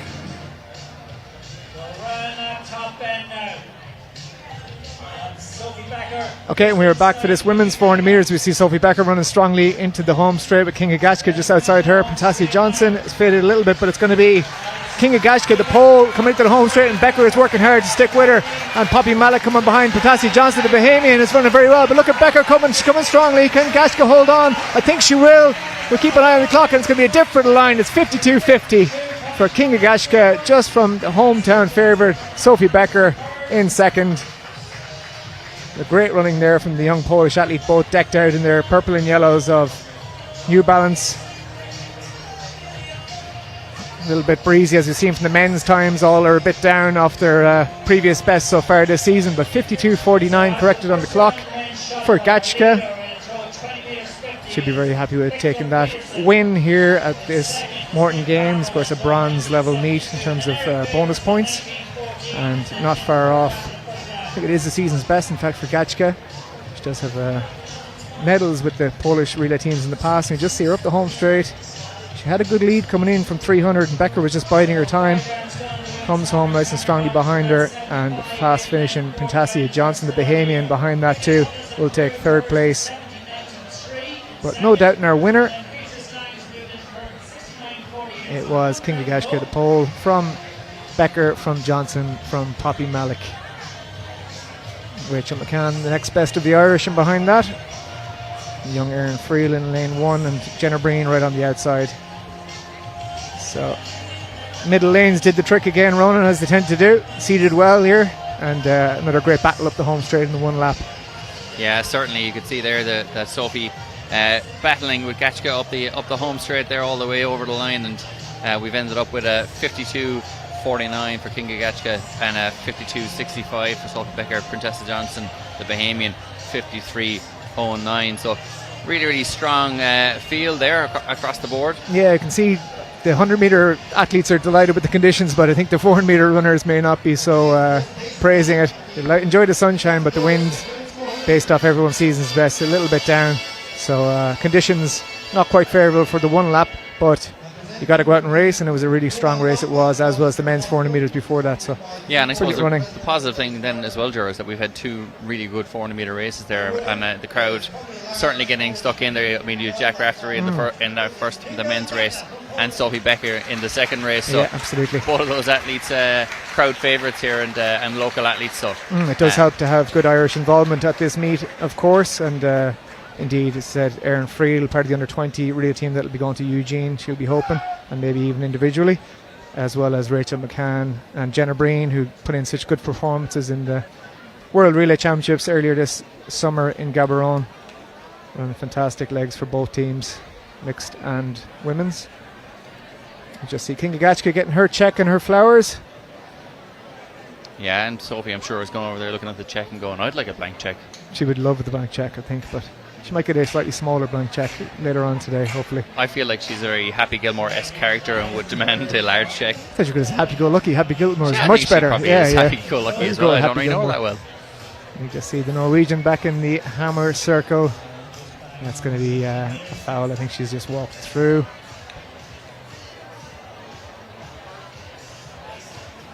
I think I'm about to get my cue to take a breather here as well, Ronan, and let Cahill back in to join you. Just see Piers Cameron is back in the shop at sector. He needs to get out, clear that 18 metre line. He does, but he goes over the sector himself. So it's going to be a foul, unfortunately, for him, but still a lot of throwing to do in that one. That's attempt number 3. Certainly. All he needs is one good push, in fairness. Indeed. So sure, we'll see. The conditions are very good this evening, so sure they'll get out and get after it. We have the men's 800 metres, DCU men's 800 metres coming up on track now very shortly. Nicola Tuttle is back into the hammer sector. Her 5th round throw. Let's see what she can do. She has gone clear of 70 in her previous attempt, and it's clear again. That should be an improvement, I think. It's close, going to be close to the 71 metre mark. So yeah, she was 70.93 in the previous round. So it might be a little bit shy of that, but she's building nicely in towards it again. As I said, there's our high jump champion getting her check and flowers from Breed Golden, Morgan Lake. I think it was a 188 clearance in the end that took the title for her. And it's great to have, as I said, such world-class talent competing here in the field events as well as on the track. Certainly, and we'll bring in Cahill Dennehy, who was here with you earlier for this men's 800, DCU men's 800. So really, really stacked field in this one, including last year's national champion Killian Kermit. We see Cameron Rogers, the world champion, in the hammer circle. This could be a massive throw. She's 2 throws this evening of over 75 metres. So really witnessing incredible throwing here at the Morton Games. It is a pleasure and a privilege, Ronan Duggan, to see this kind of throwing, and that is massive. That's bigger again, I think, from Cameron Rogers. That looks well beyond the 75 she has thrown already, and we'll wait with bated breath to see what it is. I think we might have an Irish all-comers record. I think we just might. It's certainly a possibility with this kind of talent on show. I think I see 75.97 there across the way. Let's see if it's come through in the system yet. 75.97, so it's just shy of what she threw in Cork the other night, but it is an improvement. She saved her best for last. Cameron Rogers takes victory in that Friends of Irish Throwers women's hammer. And it's certainly well over the stadium record of Eileen O'Keefe from 2007, 73.21. So witnessing history here at the Morton Games. It's a little bit off Broadway as you see the men's 800 coming up now, but you can't deny that level of talent, and those in the know will know that that is incredible throwing that we're witnessing this evening. It truly is. Well done, Cameron Rogers, and indeed all the ladies in that. Here's the lineup for the men's, the DCU men's 800 metres from the inside. Lane 1, Garrett O'Toole of the US. Lane 2 is David Cardenas of the US. Lane 3, Thibaut de Smet of Belgium. Lane 4 will be shared by David Garcia of Portugal and Andrew Thompson of Great Britain and Northern Ireland. Lane 5 is Henry Jonas of Great Britain, perhaps the favourite here, real up-and-coming talented 21-year-old Brit. Lane 6 is going to be shared by Nathan Kremen of Ireland and Emerald AC, and Timon Engelbrecht of Belgium. Lane 7, Killian Kerwin of Ireland. He's been in great form this year, a personal best of 1:45.63 last month in Vienna. And then lane 8, John Fitzsimons, 1:45.66 his personal best a few years ago now, but he has run 1:49 outdoors this year. And the pace will be coming from the outside, the man in blue. That will be Sven Vandenberg of Belgium, hoping for 50.5 at 400 metres. Ronan? Yeah, really looking forward to this one. Henry Jonas there, that's at that 1:44 set in Bergen last year, so an incredible athlete, and we're just going to get onto the line here now very shortly. Yeah, and he's taken wins before, Henry Jonas. Look out from there. He's in the gold and blue Nike strip in the middle of the shot there in lane 5. But he took a win at the Belfast Track Classic earlier on this year, 1:45, and also in Cork City Sports last year. Can he get the win at the Morton Games? He'll certainly be to the fore here. Look out for him, the former engineering student at Loughborough University. I think he's still studying there. Yeah, he's certainly, after engineering his way to third place there. What our pace is going up nice and quickly there, 24 seconds. It's 50.5 that we're looking through the halfway split, and Thibaut de Smet is making his way up there as well, the Belgian athlete, the Paris Olympian. 1:45 man is his best. Yeah, Thibaut de Smet is a very accomplished athlete. His personal best run a few years ago now, but he's a 2-time Belgian champion, and he's running aggressively here. Killian Kerwin is back in third at the moment. Then it's David Garcia, then it's Jonas, then it is the Nathan Kremen. He's back in sixth, but they passed through 400 metres. Pace looked just about perfect, but this is where it's going to get tough for Thibaut de Smet, the 27-year-old Belgian, the 2-time national champion. He has slipped the field here. He has about 5 metre lead. Killian Kerwin has also run aggressively. He's just out in front ahead of David Garcia, but here comes Henry Jonas. He now is going after de Smet. Yeah, Kerwin was acting as like a secondary pacemaker there for that peloton-like group, but Jonas has made his way up on the outside. De Smet has stolen a march on the rest of the field, and Garcia, the Portuguese athlete, is running really strongly there as well in third place. They're all in single file now at this stage, and not much left to run here. 100 metres left. We're going to see a really, really strong time here. Will de Smet hold on into the home straight, Gal? Thibaut de Smet, it looks like he's going to have enough, but Henry Jonas is charging, and now suddenly de Smet is running through quicksand, and Jonas is running better than ever, and it's going to be the young Brit who's going to get up in the dying strides. He takes victory, 1:46.33. The Belgian Thibaut de Smet, he ran so bravely, just couldn't quite get home up that last 50 to hold off the challenge of Jonas, and it was Killian Kerwin of Ireland coming through very well there for third. Another good run by the Raheny man. Yeah, Kerwin came back really strongly there. He looked like he was being enveloped by those other athletes on the back straight there, but he managed to hold on and run really strongly up that home straight. The other Belgian, Timon Engelbert, getting up there for fourth place as well, so really, really strong run from him following his compatriot. And across the board, they're a really exciting race. 1:46.31, not the fastest race we've seen here, but certainly a great race.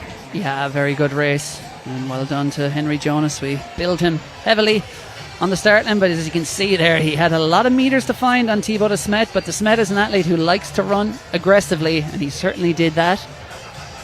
Yeah, and Garcia there ran out of it in the last 50 metres as well. Was well up in that third place for a long period in the race, but just ran out of legs then in the home straight.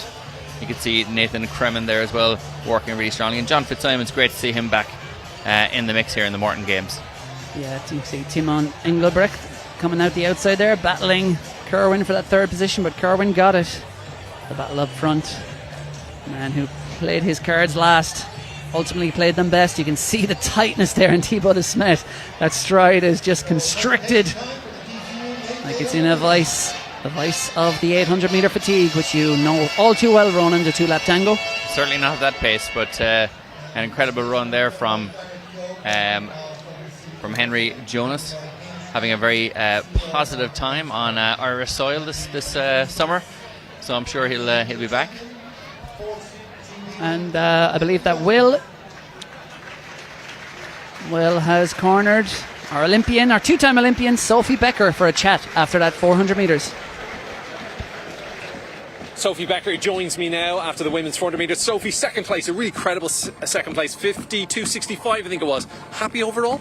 Do you know what? I actually am, and I didn't think I would be happy with a result like that, but the last few weeks have been very challenging for numerous reasons, and I'm really, really happy with that. I think there's a lot of positives from it, like my home straight felt really, really strong, so that's something to build on, something I've been working on for the last few weeks. And yeah, look, obviously we always want a faster time, but I really have to just take it as it is and take the positives from it, which there was quite a few. And listen, we don't want you to peak too soon, right? There's lots of important things coming up. You've been really busy, you've been globe-trotting around the world, so it's kind of work that's coming to fruition hopefully at the right time.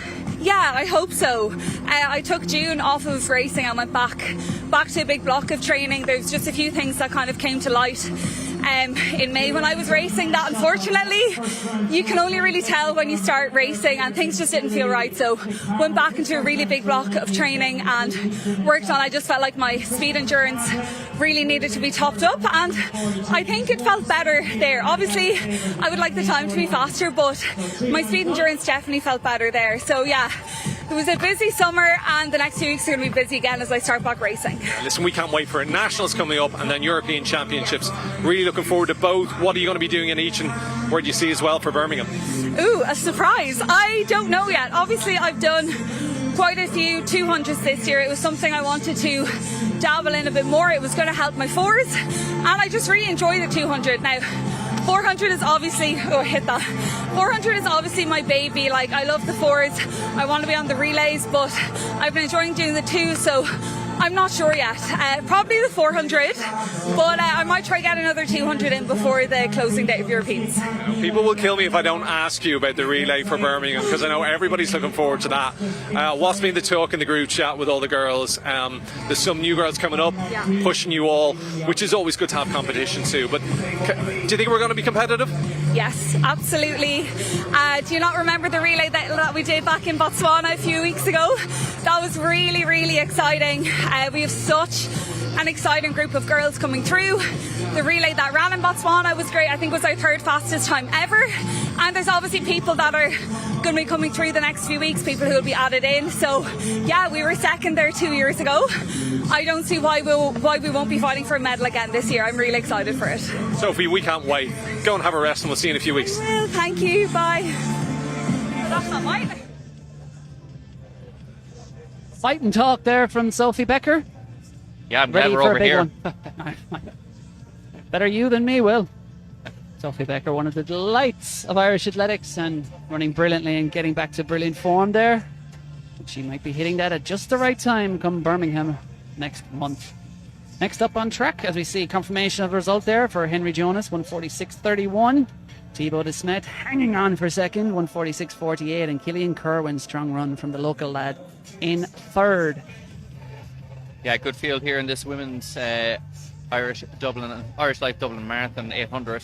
Saoirse Fitzgerald in lane 1, Alex O'Neill in lane 2, Grace Van Agnew from Great Britain in lane 3, Kimberly Pechetnik in lane 4, Lucy Armitage in lane 5, Emma Moore in lane 6, Laura Billow in lane 6, sharing lane 6, Nina Vukovic in lane 7, and Kahasa Malanga in lane 8, sharing with the pacemaker Elise Lasser. Yeah, there's the full lineup. They are aiming for 58 seconds at 400 metres. And Kahisa Malanga on the outside. She's the only athlete in the field to have ever broken 2 minutes, but pretty much everyone else in this field is knocking, if not beating down the door, Ronan. And conditions are just about perfect at Morton Stadium. Tonight could be the night. We've only ever had 2 Irish women, of course, under 2 minutes. Ciara McGeehan and Louise Shanahan. Alex O'Neill and Emma Moore would dearly love to join them. They've both run 2:00 flat, as you see in shot there. That is Kimberly Fichinec of Czechia. She's run former University of Alabama students. And then moving out, that is Lucy Armitage of Britain. Number 2 is Laura Bilo of Belgium there. She's sharing the lane with Emma Moore, the 22-year-old Galway woman, Galway City Harrier, who ran 2:00.71 in Ostrava last month. And of course, this is the DCU women's, or sorry, this is not the DCU women's, this is Irish Life Health Dublin Marathon. Women's 800 metres, the men's 800 I'm thinking of, but Emma Moore, of course, is a student down the road at DCU studying P in biology. And Ronan, you know all about that, having done it. Terrible choice. What a way. 50 or 60 years ago? Don't do it. We were in our college days. But the women's 800 metres, could we see a sub-2 clocking here? Meeting record 1:59.82 by McKenna Keegan of the US. But crucially, we'll be looking out for Alex O'Neill, national champion last year. She's in lane 2 towards the left ear shot there, the 25-year-old former Providence College graduate. And from Quinn in County Clare, been a tough week for the banner, so we'll see if the national champion Alex O'Neill can give them something to cheer about here. She ran her PB of 2:00.18, which is a very annoying number for a female 800-metre runner, as good as it is. She would love to make that 1:59 here. She goes in lane 2, Alex O'Neill, the Irish champion. Yeah, she certainly got out strongly there. She was up very quickly on Grace Van Agnew on her outside, and she's pretty much gone into a virtual lead there. Pacemaker will be coming around just in front of her, but she is leading the race right now. So she's obviously heard your chat about Claire and is excited to break 2 minutes. This is probably one of the most even fields I've ever seen assembled. All these athletes are close to that 2-minute barrier, with the exception of the one who's gone underneath it. The pacemaker's gone through in the perfect pace for that, and our athletes have gone with it. But that's Vukovic up on into second place there, just behind the pacemaker. Yeah, she's slotting into second place. Vukovic, she won in Cork the other night, had a great run there, 2:00.4, and she is running aggressively here, taking command of this one. She's going to be at the front when the pacemaker steps aside. Back in second at the moment, that's Grace Van Agnew, and then back in third it is Emma Moore of Ireland, who looks serene there as she passes 400 metres in about 59 seconds, 58 and change. It is perfect pacemaking done by Elise Lasser of Belgium out front, and now it's going to get really interesting with 300 metres to go. Vukovic is going to be left in front, Van Agnew is there, Emma Moore is there.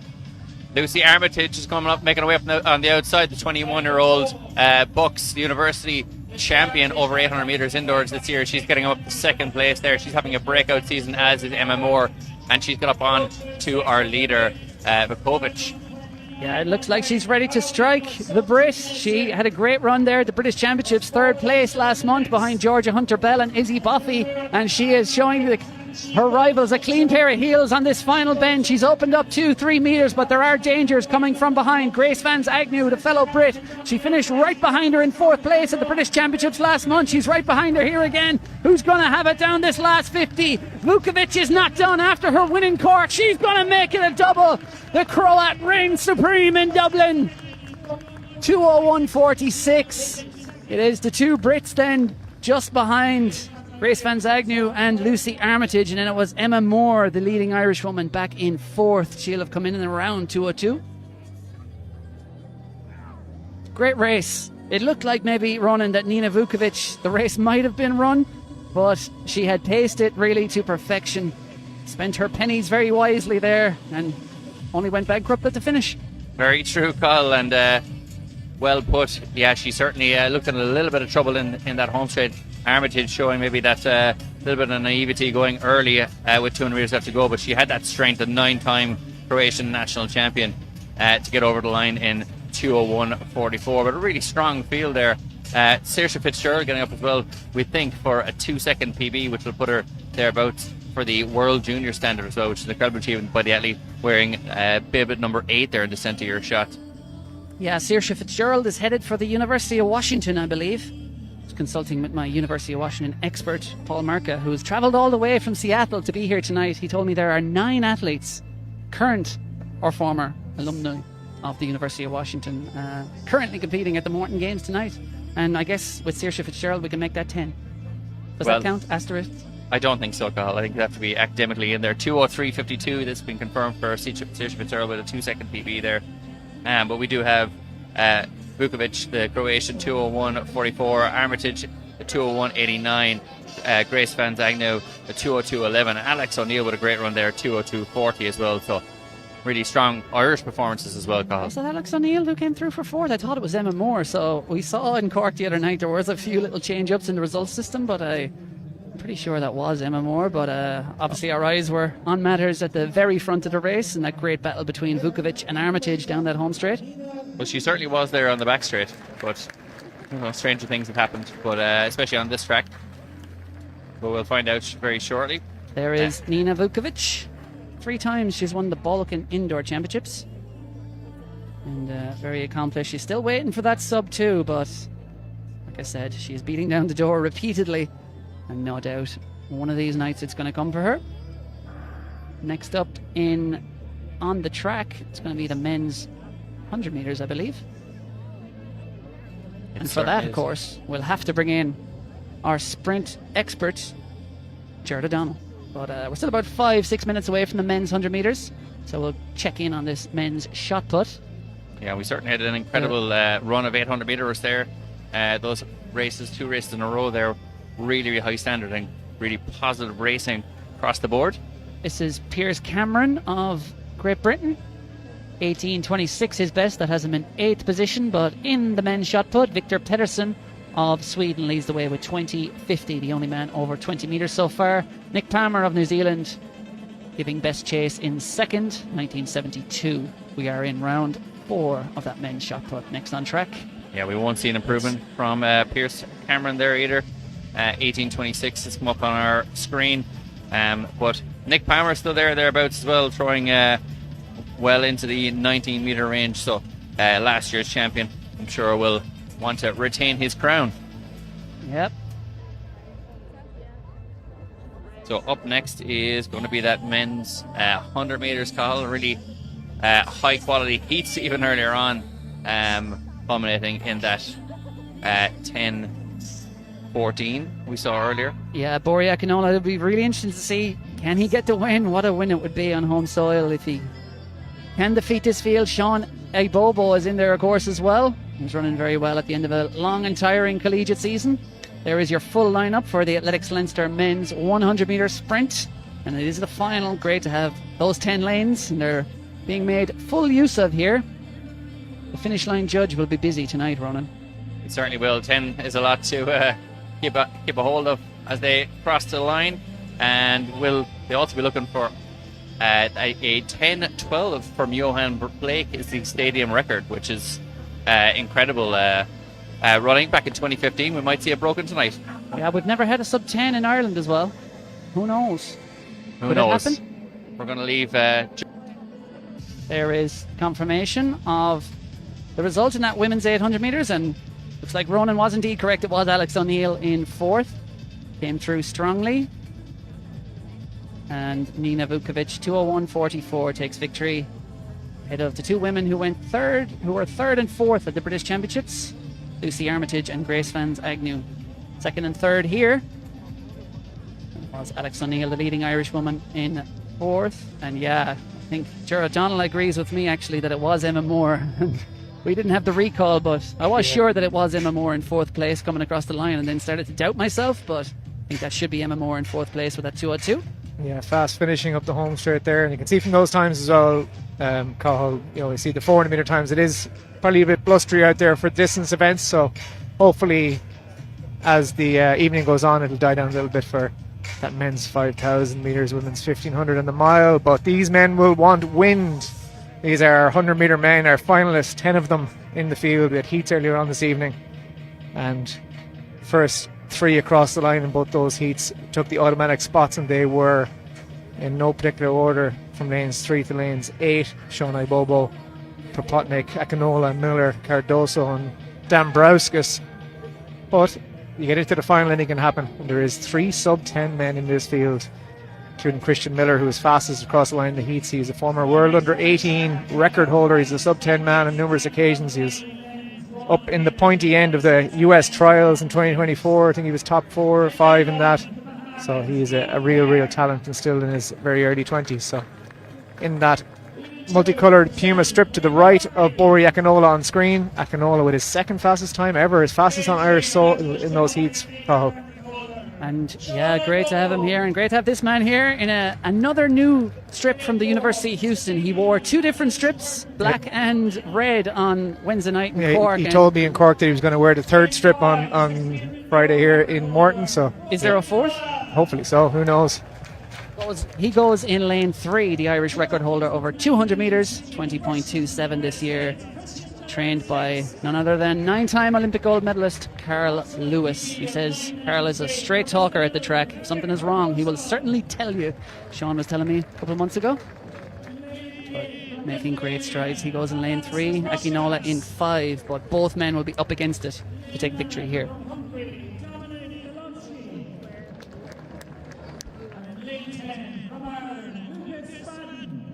Just getting their introductions from the infield. The DJ is battling with the infield commentators. He is blasting the tunes out.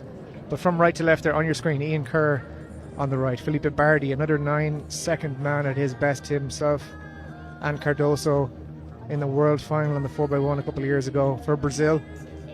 Our Irish record holder over 200, Sean Ibobo, 10:37 in the heats. We've got Anej Propotnik. He is in really, really good form this season. 10:09 of his national championships for new national record. Bori Akinola, the Irish record holder over 60 metres in that yellow UCD vest. Christian Miller beside him. He might just be the man to beat. Eric Cardoso in lane 7 is 9:93 at his best from the Brazilian Championships last year. National record. Adas Dambrauskas outside that, 3rd in the heats. Dominic Ilovsky and Lucas Fadden with a really strong run, the Irishman, out in lane 10, but we're on our marks. The wind is heading the right direction. They're in the shade of the home straight, but it's still warm. The infield clock says plus 0.4 at the moment, and we await the starters set. First time of asking, we are away. Propotnik got away nicely there in the blue Nike strip, but Christian Miller in the middle is flying it. Bori Akinola, can he get up with him? Can we get a hometown win? It's going to be Christian Miller coming through. It's going to be very tight on the line. Cardoso takes 2nd, and that's going to be a stadium record call. 10:07 plus 1.3. Wow, that is the fastest we've ever seen here in Morton Stadium. Perhaps an Irish all-comers record, I would imagine, too. Beats none other than Johan Blake, who was in his pomp back here in 2015 with a 10:12 with a similar wind reading. 10:06 it's corrected to. That is absolutely brilliant from Christian Miller. He is back to his best. That is his season's best. So there he is. He is strutting, and as he should. We're going to be anxiously waiting to see what the times are behind. Bori Akinola is on his hunkers with his hands to his face, waiting to see what pops up for him. It could be very, very quick, but it was an excellent, excellent race. Yeah, Bori was not very far behind at all there. Certainly till about 60, 70 metres. We'll tee up the replay for you, but you could see that Bori, he got out very well. Obviously, we know all about his ability over 60 metres this year in that yellow vest. He's beside Miller. He leads Miller, I think, there at halfway, just by a touch, but you see Miller's strength, that speed, endurance, all playing in there in that last 40. And then just outside Miller was Eric Cardoso, Brazil, coming through for 2nd. Yeah, Propotnik there, 4th from your left in the blue and white. Got away very, very well. He is the 60-metre record holder as well, but that was a brilliant run there. Christian Miller really set the tone. Cardoso on the outside, but Bori Akinola came through strongly in call. I think he has been rewarded. 10:19. 10:19, so equal personal best. Cardoso with 10:15. So that's a brilliant run from the Brazilian as well. He's been in good form in Europe just this week. And Propotnik up to 4th ahead of Sean Ibobo with an equal personal best, 10:27. So not just a 100-metre, 200-metre man. That'll be good validation for Ibobo as well. A lot of running done in the States already this season. He said he's basically took 5 weeks off, or 5 weeks with no racing to restart his season now and try and obviously push towards Europeans. So brilliant running from the Irish, but especially Christian Miller. What can you say? 10:06. There it is on our screen. USA, Brazil, Ireland. Yeah, you know, there's a lot of youngsters dotted around. There's so many people. When I had my little break there, I went up to the hill for a while and just soaked in a bit of the atmosphere. But there's so many youngsters there. They're lining up trying to get autographs. And you know what? They're all going to have seen a 10.06 100 metres. And as many times as you watch it on TV, David Gillick always said that when he first went to the World Juniors in Jamaica and he saw what 10.0, 10.1 looked like in real life, it was jaw-dropping. And a lot of those kids have seen one of the fastest men in the world run a 10.0 100 metres before their eyes in Santry. It's also different to being at a major championships where you're up in the bird's nest. You know, you're very, very far away from the athletes. To be down level with them trackside, to see that speed going past you or running towards you. In fact, it's frightening speed. And like you said, that's going to be such an inspiration. 2 Irishmen sub 10:30 and in the top 5, and 10:06 on the clock. It's really phenomenal stuff. And just I noticed you said you went for a little walk and onto the hill for your break, Cathal. You know what I did? Put in my AirPods and listened to you and Ronan. Well, that's all right. What are you going to do with your break? Where are you going to go? Who knows? Maybe to the hill. You don't want to watch this 5,000 metres? By far, I'll be watching. By far the best event of the night. I will be. It takes ages though. That's I will be watching. We love our endurance. But I'm going to let Ronan come back in with his expert knowledge for this one. For that 5,000, the women's 1,500 after that, and then we'll be rounding out a real stellar evening here with that Morton Mile. Christian Miller getting his plaudits on the podium, but there's second page of that 5,000 metres. Yeah, there's some of the big men listed there. Big thank you to Ger O'Donnell, as he signs off for now anyway, bringing the expertise across all those sprint and technical disciplines.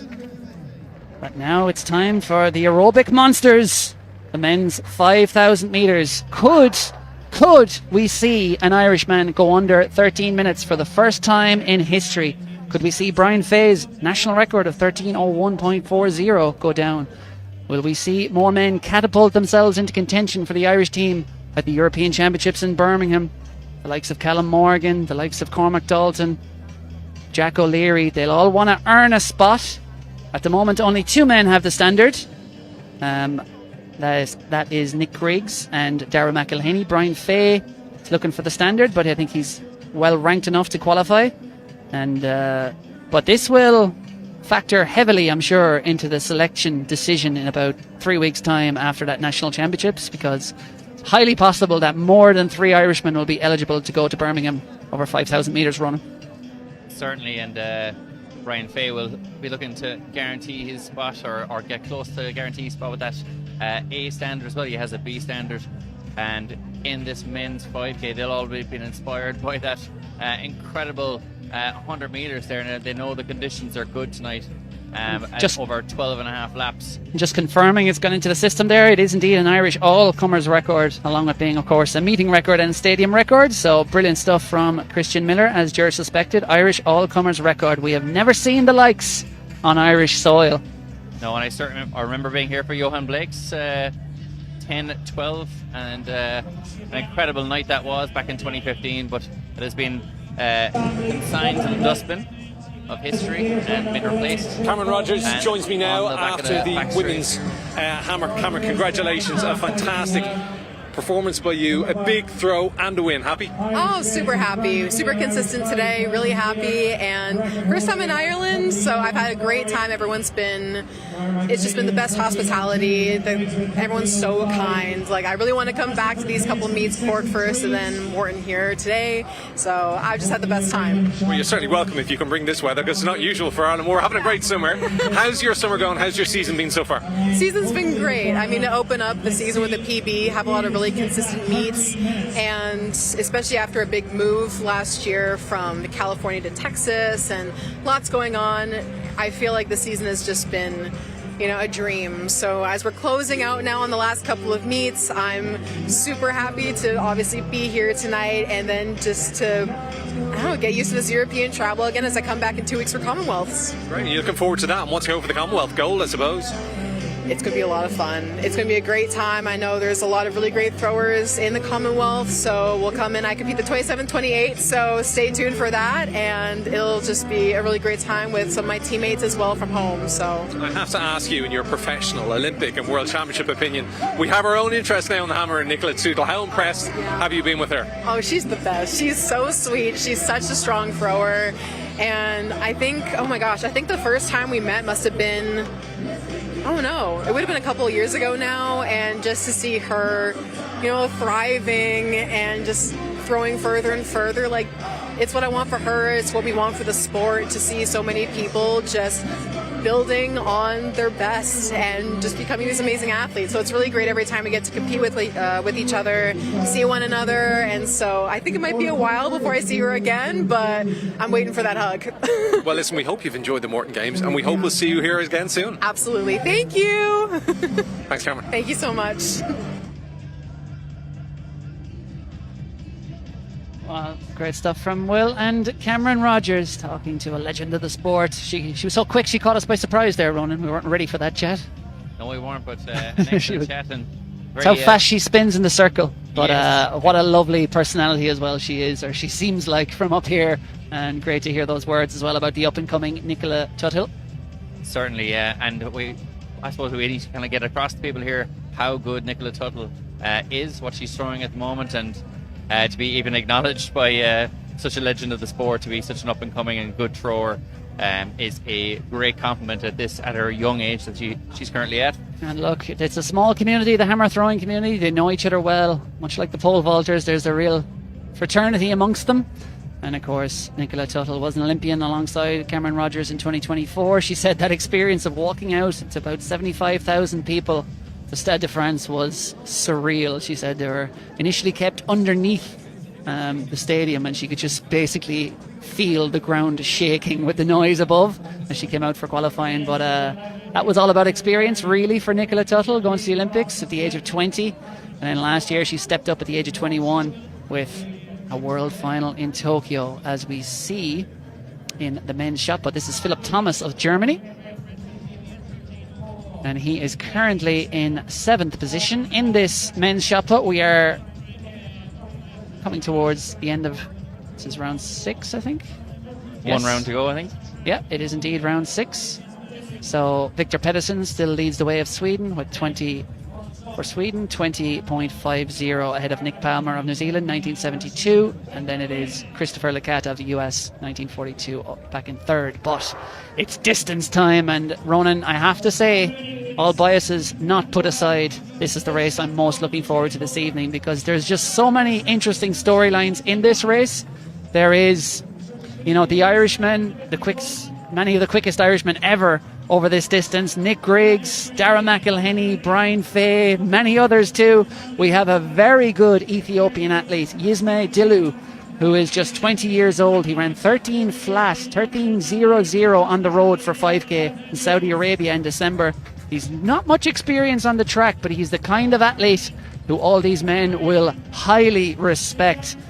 There's lots of other internationals in there as well. They're going to go out, attempt to run 63 seconds per lap here. The goal is to get to 3k at 7:52, which would set them up for a winning time in the low 13 minutes. How close can they get to it? We don't know, but one thing I can tell you, no Irishman has ever broken 13 minutes. But there are a few in here who just might. Certainly, and Dara McElhenney is hoping to be the first. He was the first teenager under 14 minutes. He's hoping to be the first Irishman under 13 minutes. Can he do it tonight? The European under 20 5,000 metre bronze medalist. Incredible Irish interest in this, as you said, with Nick Griggs running incredibly well earlier this year before, unfortunately, dropping out. Brian Fay just sitting in there behind his former teammate Sean Tobin. He is number 1 there in the yellow and blue vest. He is the Irish record holder. And then it is just behind Brian Fay, who's in 3rd at the moment. That is Aaron Gebramariam. He actually runs for the Athlete Refugee team. He's just 19 years old. He fled Eritrea due to the conflict there.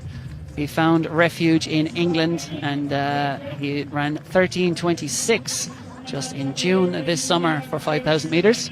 Yeah, and the big Ethiopian Yisme Dilu has run 27:08 over 10k as well, and he is sitting back there about two athletes behind Dara McElhenney in about 8th place. So he will make his way up to Sean Tobin and Colin Rooney, who's doing a great job here from the home club. Recently set a Irish Masters 5,000 metre record there as well. So we have really strong pacers here who are doing a great job thus far, and Fay, Griggs and McElhenney all in the mix. Yeah, it is a beautiful choo-choo train there that all these men are on here. As we come up towards 1 kilometre, we'll get a great idea here on what this pace is exactly. It is about 2:39, so that is pretty much spot on. It's about 13:15 pace or so, and they will try and pick it up a little bit from here, but it has been a challenge really to get pacemakers good enough to get to the point in the race they need to here, because you want to be getting to 3,000 metres in the low 750s. Colin Rooney, Clonliffe Harrier, I used to run against him 20 years ago, and he's older than me, and it makes me feel he was a full-grown man at the time, but that makes me feel, I don't know, does it make me feel young or old? But either way, Colin Rooney has just been showing evergreen class throughout his career. The Clonleith Harrier, now in his 40s, and then still running brilliantly and doing a great pacing job here, leading. It will be Sean Tobin, pacer number 2 in that white of Clonmel. Back in second, he will try to get as close as he can to 3,000 metres. That's a required pace. And then back in third it is Aaron Gebramariam. And then slotting in perhaps the favourite Yisma Dilu of Ethiopia back into fourth. And he is towering above Nick Griggs at the moment, who leads just ahead of Dara McElhenney. Nick Griggs, the first Irishman. And then it is Scott Beattie just behind McElhenney. And then it is Brian Fay in that yellow and blue Nike strip. Yeah, Scott Beattie won this race in 2023, the former University of Tulsa student. He'll have a couple of friends in this race with the likes of Shea McAvoy and Cormac Dalton as well, attending that university. So really strong field here. The Irish record over Brian Fay is in about 8th place, sitting on the back of Beattie, and McElhenney and Griggs just in front of him. So it's an intriguing battle here as Colin Rooney drops out there at the mile marker, 4:17 through the mile, and Tobin now takes over. So as we said earlier, it's still single file train that we're seeing here. There is a bit of a gap back to a group forming there just behind, but all of these athletes are still very much on pace. Yeah, and now we see a move, and it is a strong move. The required pace was not quick enough for this man. That is Aaron Gebramariam, the athlete refugee team. He grew up in Eritrea. Everyone will know about the conflict there, war-torn country across many years. He fled that country for his own safety. He started a new life in England. He's running over there, and he is running very well, and he is actually qualified already for the next year's European Under-23 Championships, so he'll be running for the athlete refugee team there. But he has built about a 10-metre advantage here, and Sean Tobin has said, "You're doing my job," and he has circled around, and he is now starting to chase after Gebramariam because he'll be keen to get back to the front. But really, this is getting, that move has just splintered the pack just a little, and it's really important to just stay on pace consistently. And you can see Dara McElhenney, Brian Fay, Nick Griggs, they're in that group there, Scott Beattie. They're just trying to control it and not have this inefficient kind of surging. But of course, this is the way that East Africans do like to run. They run a lot more in tune with their bodies. When they feel good, they move. That is the way it works, really, amongst the Kenyans, the Ethiopians, and clearly the Eritreans. Europeans, Americans are a lot more slaves to the clock, really. They like to hit even splits. But Gebramariam, the 19-year-old from Eritrea, running for the athlete refugee team, putting in a big surge there, just passing out the pacemakers and putting this field to the sword early on running. Certainly, and Griggs looks incredibly comfortable, as does McElhenney. There was a little bit of leaning back from both there as the surge went in, and you can see there was a little touch of fatigue starting to form as we're getting into the real guts of the race now. But Fay has lost maybe 5 or 6 metres onto that group and does need to close that gap if he wants to stand any chance of being the first Irishman home in this race as Tobin steps off the track. So we've got Gebramariam and Dilu are first and second, with Griggs in third and Beattie in fourth, McElhenney just behind. Yeah, and as Brian Fay was just done a big favour there by his training partner at the Melbourne Track Club, Jude Thomas, because the tall man in the Puma, the multicoloured fluorescent colours of the Puma kit there, Jude Thomas, Brian Fay was getting gapped by the men in front of him, and Jude Thomas just came around him at a crucial moment, and Fay, recognising, of course, he knows them well, they're good friends, he just dug in a little, and Jude Thomas just kind of carried Fay back into contact, but Fay in danger of losing contact, and he's good enough to go with this. It's not too fast. Brian Fay, though, at times mid around the halfway, 2/3 point of races, can lapse in concentration, but he always comes on strong. But this is the part of the race where he really has to concentrate and just bridge those 3-4 metres to Jude Thomas and stay in touch with this pack.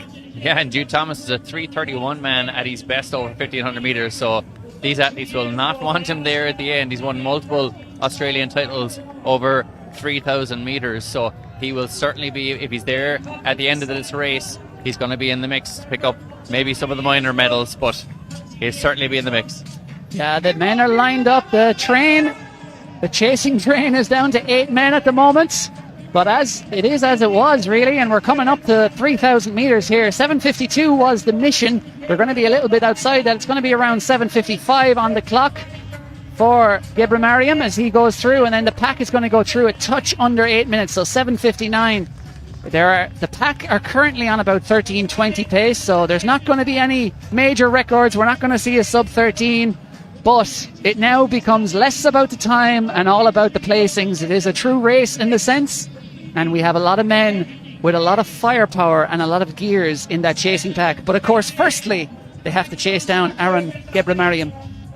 Certainly, man, we haven't mentioned there is Jonas Arias, the Swiss national record holder, 13:07 at his best. He's in that green and white singlet just behind Darragh McElhenney there, so he'll certainly be in the mix at the end of this one as well. So that pack there is trying to chase down Gebramariam, and you'd almost forget he was there. He's after making such a jump on the rest of the field. You're almost watching that second group and seeing how the Irish are getting on, but he's putting on quite the show here, the Eritrean athlete.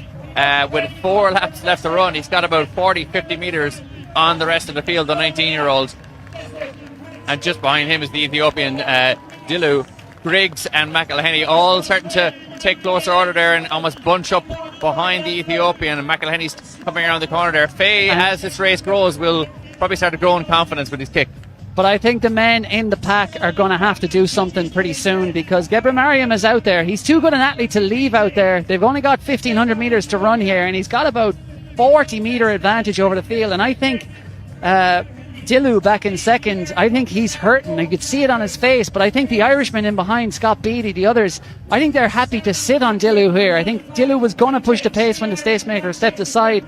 But I think they know they have the speed, and no one wants to be the one to chase down Gebramariam. So it's really interesting here. It's almost like the prisoner's dilemma. If you're the one to chase them down, you're going to drag the other men. They'll probably outkick you. So it's a really interesting dynamic about to play out over these final 3 laps. But with a 40, maybe even 50-metre advantage, it is Aaron Gebramariam, the 19-year-old Eritrean who now runs for the Athlete Refugee Team. 10:04 on the clock with 3 laps to run, and finally someone breaks in this pack, and it is Scott Beattie. And Nick Griggs and Darragh McElhenney say, thank you very much, Scott. We will sit on your slipstream for the next 3 laps and try and use our vast range of gears on the final lap. Yeah, Scott Beattie has lost that game of chicken, but I don't know if he's going to lose the race. He's a highly accomplished athlete at his best, and Griggs, though, is looking very, very relaxed there in second place. McElhenney sitting in just behind, and these 3 have a gap of about 2-3 metres on the rest of the pack there. You can't really see it in the shot right there, but they do have a gap on that group. But Gebramariam has a gap on the rest of the field. Yeah, and things are going to have to get serious here. But I think Nick Griggs, Darragh McElhenney are probably, they could be more concerned with losing to each other than actually winning the race outright. Because with 900 metres to run here, they both look absolutely full of running behind Scott Beattie. And given how they've been running elsewhere this year, they probably are full of running, but it's going to be a lot of distance they have to make up on Gebramariam, who comes through with 2 laps to go with about a 25-30 metre advantage. And still they look at each other in behind. Jonas Arias moving up there around Jude Thomas. And a reminder that Jude Thomas is a 3:32 1,500 metre runner. He'll be so dangerous if he's close enough, but he looks like he's struggling to hang on to those 4 men in front. Yeah, it's certainly an intriguing battle here. Scott Beattie, we look like we've made a little bit of purchase on Gebramariam's lead there. It's probably about a 35-metre lead here, but McElhenney and Griggs, as you said, are so full of running. Will they be able to go up and chase there? Jude Thomas and Jonas Arias also looking really, really good here with about 600 metres left to run. Yeah, I think they're going to get them, you know. I think Gebramariam is going to need a gear in this final 500 metres, because I think there's men in that pack, that 5-strong pack in behind, who are going to explode over this final 400 metres. Darragh McElhenney is moving out, preparing to do just that. Nick Griggs sits in. Nick Griggs got the better of it at the National Indoors. He's the National Indoor Champion. Darragh McElhenney went down, or there was a collision on the final bend where Andrew Coskin went down, but they'll want to get one over on each other here, along with taking victory in front of the home crowd at the Morton Games. McElhenney, again, he waits. He moves to the front, but he doesn't change gears. He knows that Nick Griggs is following every move, and that's also why Nick Griggs won't move. Certainly, and Jonas Arias there, the Swiss athlete, just sitting back in 5th overall. He's trying to hang on as well, as is Scott Beattie. They won't let the Irish have it their own way. Gebramariam, will he be caught before the finish? But it is McElhenney and Griggs doing all the chasing here. Faye is closing hard back in 7th place. He's left himself way too much to do. And McElhenney and Griggs, will we see them chase down the Eritrean? The Eritrean is running in treacle here as he comes into the home straight.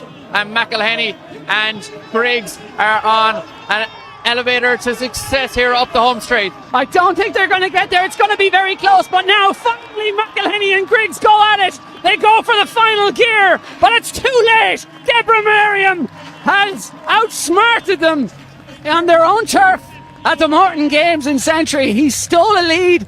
They were looking at each other. They waited a touch too long, and it's fully understandable why they did it. But Dara McElhinney and Nick Griggs, I think they'll be a little bit furious at themselves that neither of them went on and pushed it on a little bit sooner to try and catch Deborah Merriam. But it is the 19-year-old running for the Athlete Refugee team who has just reigned supreme at the Morton Games. What a run, 13:15. That is a massive personal best by 11 seconds for Aaron Gebremariam. And there will be regrets, Ronan, for Dara McElhinney and Nick Griggs, because you could see it. You could see that they were full of running. You could see that there were so many gears. But they waited and they waited and they waited and looked at each other. And only really in the last 100, even going around the final bend, I think both of them were still holding just a little bit of something back. And in the end, it was just a bit too late. Yeah, and it often happens in competitions here on Irish soil, where you see, as you see, Deborah Merriam get a huge round of applause here from the crowd for such a brave run as well, to go from so far out, go around the pacemaker and take it on himself. And the crowd here, a knowledgeable crowd, respecting such an incredible run from the young Eritrean now running for that refugee team. But yes, 100% Griggs and McElhinney will look back at that and go, well, could we have got him? We probably could have, if we'd just maybe worked together and maybe forgo those that national pride. Yeah, it is always a very tricky balance. It's easy to say up from the commentary box, but of course when you're down there on the track, but the issue of course would have been one of them pushed it on with 2 laps to go, then you're just giving a free ride to the other, and then you're sat there at the end looking at your rival on the top step of the podium going, why didn't I wait?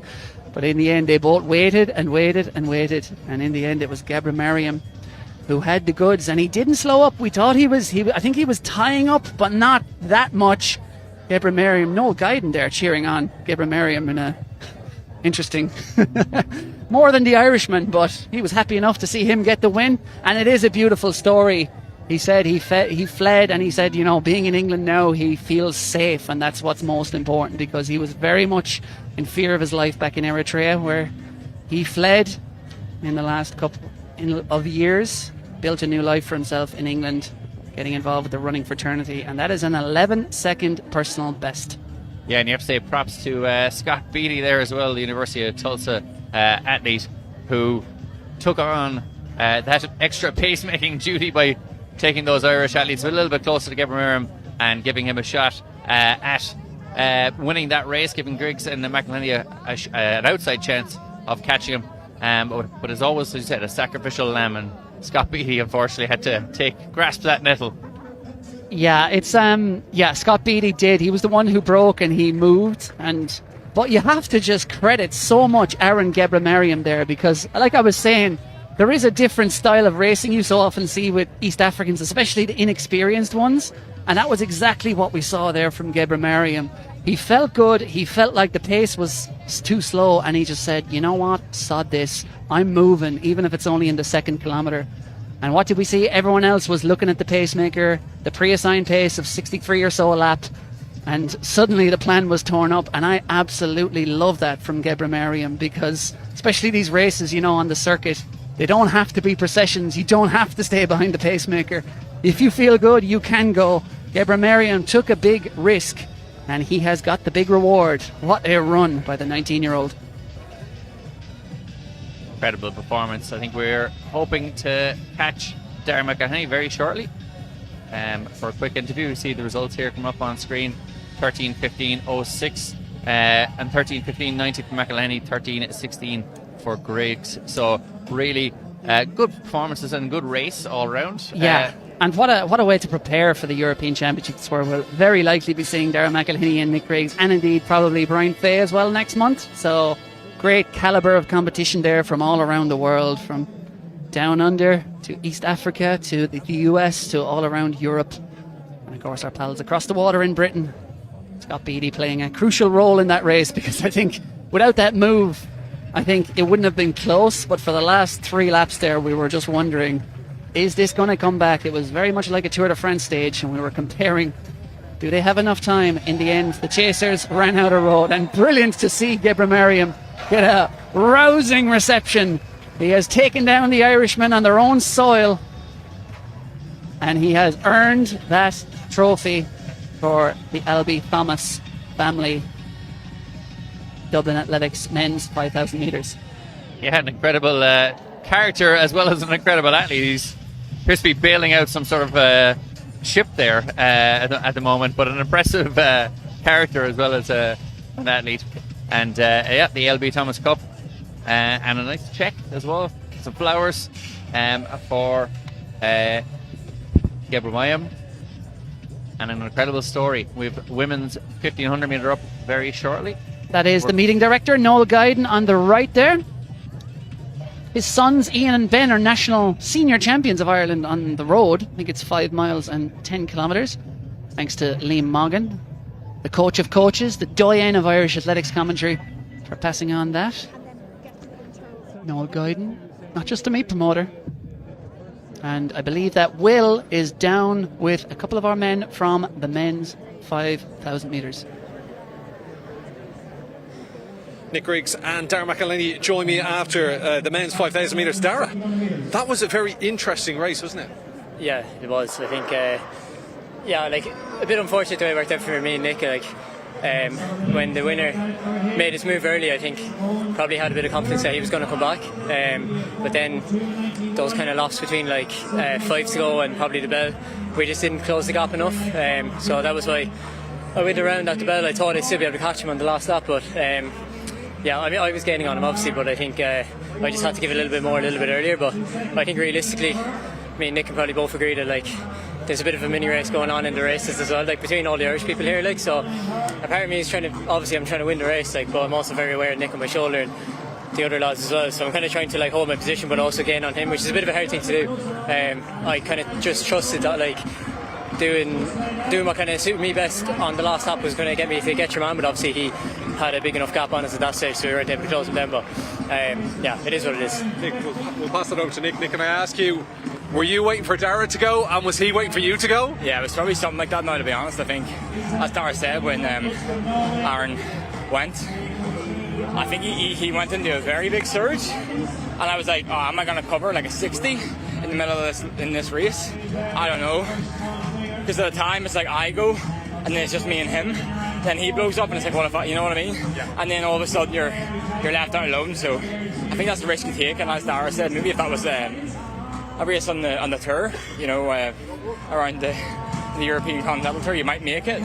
But the way it is here in Morton, I think, like, you know, there's me, Brian, Version 1, Dara, Callum, Jack, Dalton, Shay, a lot of Irish guys in the race. I think you are a bit conscious of that yourself. So yeah, I think there's no excuses for us. If we wanted to win the race, we should have went earlier, but it is what it is. Me and Dara had a good tussle in the last lap, and yeah, fair play got the best of me. So alright, listen, I'll ask you first and we'll go over to Dara again at the end. I don't want to keep you too long, but listen, big races to come over the next few weeks. Looking forward to it?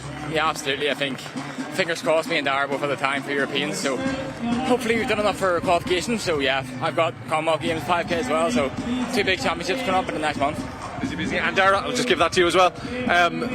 You looking forward to getting championship running, and like even tonight, the tactics in tonight will help you in those championships.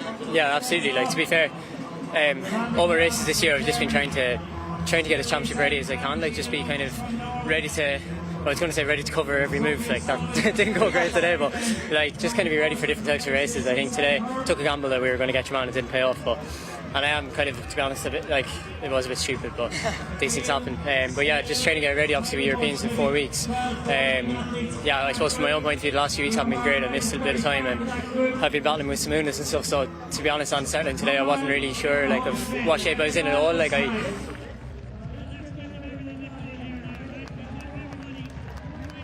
With 1 lap to run in the women's 1500 metres, out front it is Yolanda Kalabis of Germany, just ahead of Anna-Gina Lovnes of Norway. Sophie O'Sullivan of Ireland is in a good position though, back in third. and she is ready to strike, I think. Amina Matug there of the Netherlands is back into fourth. She won over 3,000 metres at the Cork City Sports the other night, but Sophie O'Sullivan had a brilliant run, bounced back to form there with a 2:01, and Sophie O'Sullivan is in the position exactly where she wants to be. She takes aim at the two athletes out front. It is Yolanda Calabas, a world under-20 bronze medalist 2 years ago, but she's got a European under-23 champion and a NCAA champion on her shoulder. Sophie O'Sullivan, who is trying to rouse this crowd with a home victory. She has the speed. Does she have the strength down this home straight? They turn for home, and it is Sophie O'Sullivan with her mother Sonia watching in the crowd. Sophie O'Sullivan, she is a fighter and she is fighting towards the line here. There is a charge from Anna Gina Lovnes of Norway in second, but Sophie O'Sullivan, neck straining, eyeballs out, all the way to the line. She's going to get the win in Dublin. Yeah, an incredible run from Sophie O'Sullivan, just holding off Chloe Forrester there in the final yards, who made an incredible charge up the home straight just on the inside lane there. Calabas was at the front of that field for so long, and O'Sullivan, though, just on that back straight, getting herself into the position, the winning position, with 250 metres left to run, and just pull the trigger in a move reminiscent of Sonia O'Sullivan in many respects. You'd have to say an incredible run, and she gets warm applause here from the crowd. Yeah, Sophie O'Sullivan, it's great to see her healthy, running well again. She had a bit of a shaky start to the season, some iffy runs, but she went off to Fontramore, did a good block of altitude training over the last month, came back to Cork, a place so synonymous with all her family. She grew up, of course, in Melbourne, chose to represent Ireland as an under-18. She had the choice. She was good enough to run for Australia or run for Ireland. She picked Ireland, her mother's homeland. She picked her mum over her dad. Nick Vidal, of course, Australian coach and manager, along with Collis Birmingham as well, playing a coaching role. Collis indeed is here tonight, trackside, and I know Sonia is here down to our right, sitting beside Frank O'Mara, and Marcus O'Sullivan is right behind them. That is quite the holy trinity of Irish middle distance running there, and I know that they will have been absolutely thrilled with the way Sophie executed that race. It was perfect. I wonder what they're talking about. You know what I mean? All three of them. What are they discussing? What do world champions talk about when they come together? But, of course, Marcus O'Sullivan, a 3-time world indoor champion. Frank O'Mara, 2-time champ. And Sonia, multiple times champ. Yeah, and Laura Nicholson getting up as well there in the final yards, getting up to about 5th or 6th place, I think, which was an incredible run from her as well, very close to her personal best. Yeah, brilliant run. And Sophie is qualified, of course, for the European Championships next month in Birmingham. And the way she finishes, and to see her back healthy, she's had plenty of injury issues over the years, but to see her healthy running like that again, it really is exciting to think about what she might do at the European Championships. Of course, just missed out on the semi-final at the Olympics in Paris, did make the semi-final at the World Championships last year. What can she do at the Europeans? She's done it at under 18 level, she's done it at under 23 level, the champion, and she's step up to senior level. Yeah, and you can certainly see there with that kick over the last, say, 210 metres, you would not want her on your shoulder coming into the home straight in those senior races. So she's got all of the necessary weapons in her arsenal, strength and speed, to make an impact at senior level. So the future is but bright for Sophie O'Sullivan. Yeah, she's up on the podium and she gets that giant check. Well done to Sophie O'Sullivan, the Fashion Flow women's 1500 metre champion. And she was certainly flowing all the way around there. And it's like there's a switch at some point of every race Sophie O'Sullivan runs. She goes in cruise control. Sometimes it's a battle to stay in touch with the leaders, but generally some point down the back straight or once she hits the final turn, there's a switch in her stature, her technique, her facial expression, and of course, most importantly, her speed. And she looks like a woman possessed when she goes into kick mode. We saw it at the NCAA Championships last year. She destroyed the field on the last lap, and we certainly saw it again there. It almost reminds me of when you see the likes of Haaland or Messi, or you saw Usain Bolt before, where it's almost such a relaxed facial expressions and relaxed running, and she's almost not even really taking in the rest of the race. And then there's just that, as you said, switch to go, I'm on now. I've been walking around here, but I'm about to go and pounce in that last 250 metres. The men are getting on track for the Morton Mile. Yeah, and this is going to be a very, very exciting one. And just before there is your full lineup for the 2026 Morton Mile. And at this point, I'll just take a moment to remember Kiernan Leonard, who twice competed in the Morton Mile. He finished third in 2011, he finished sixth in 2012, and of course a European medalist for Ireland. A great athlete, a great personality, passed away recently. We'd just like to extend our thoughts to all his family and friends down in Cork.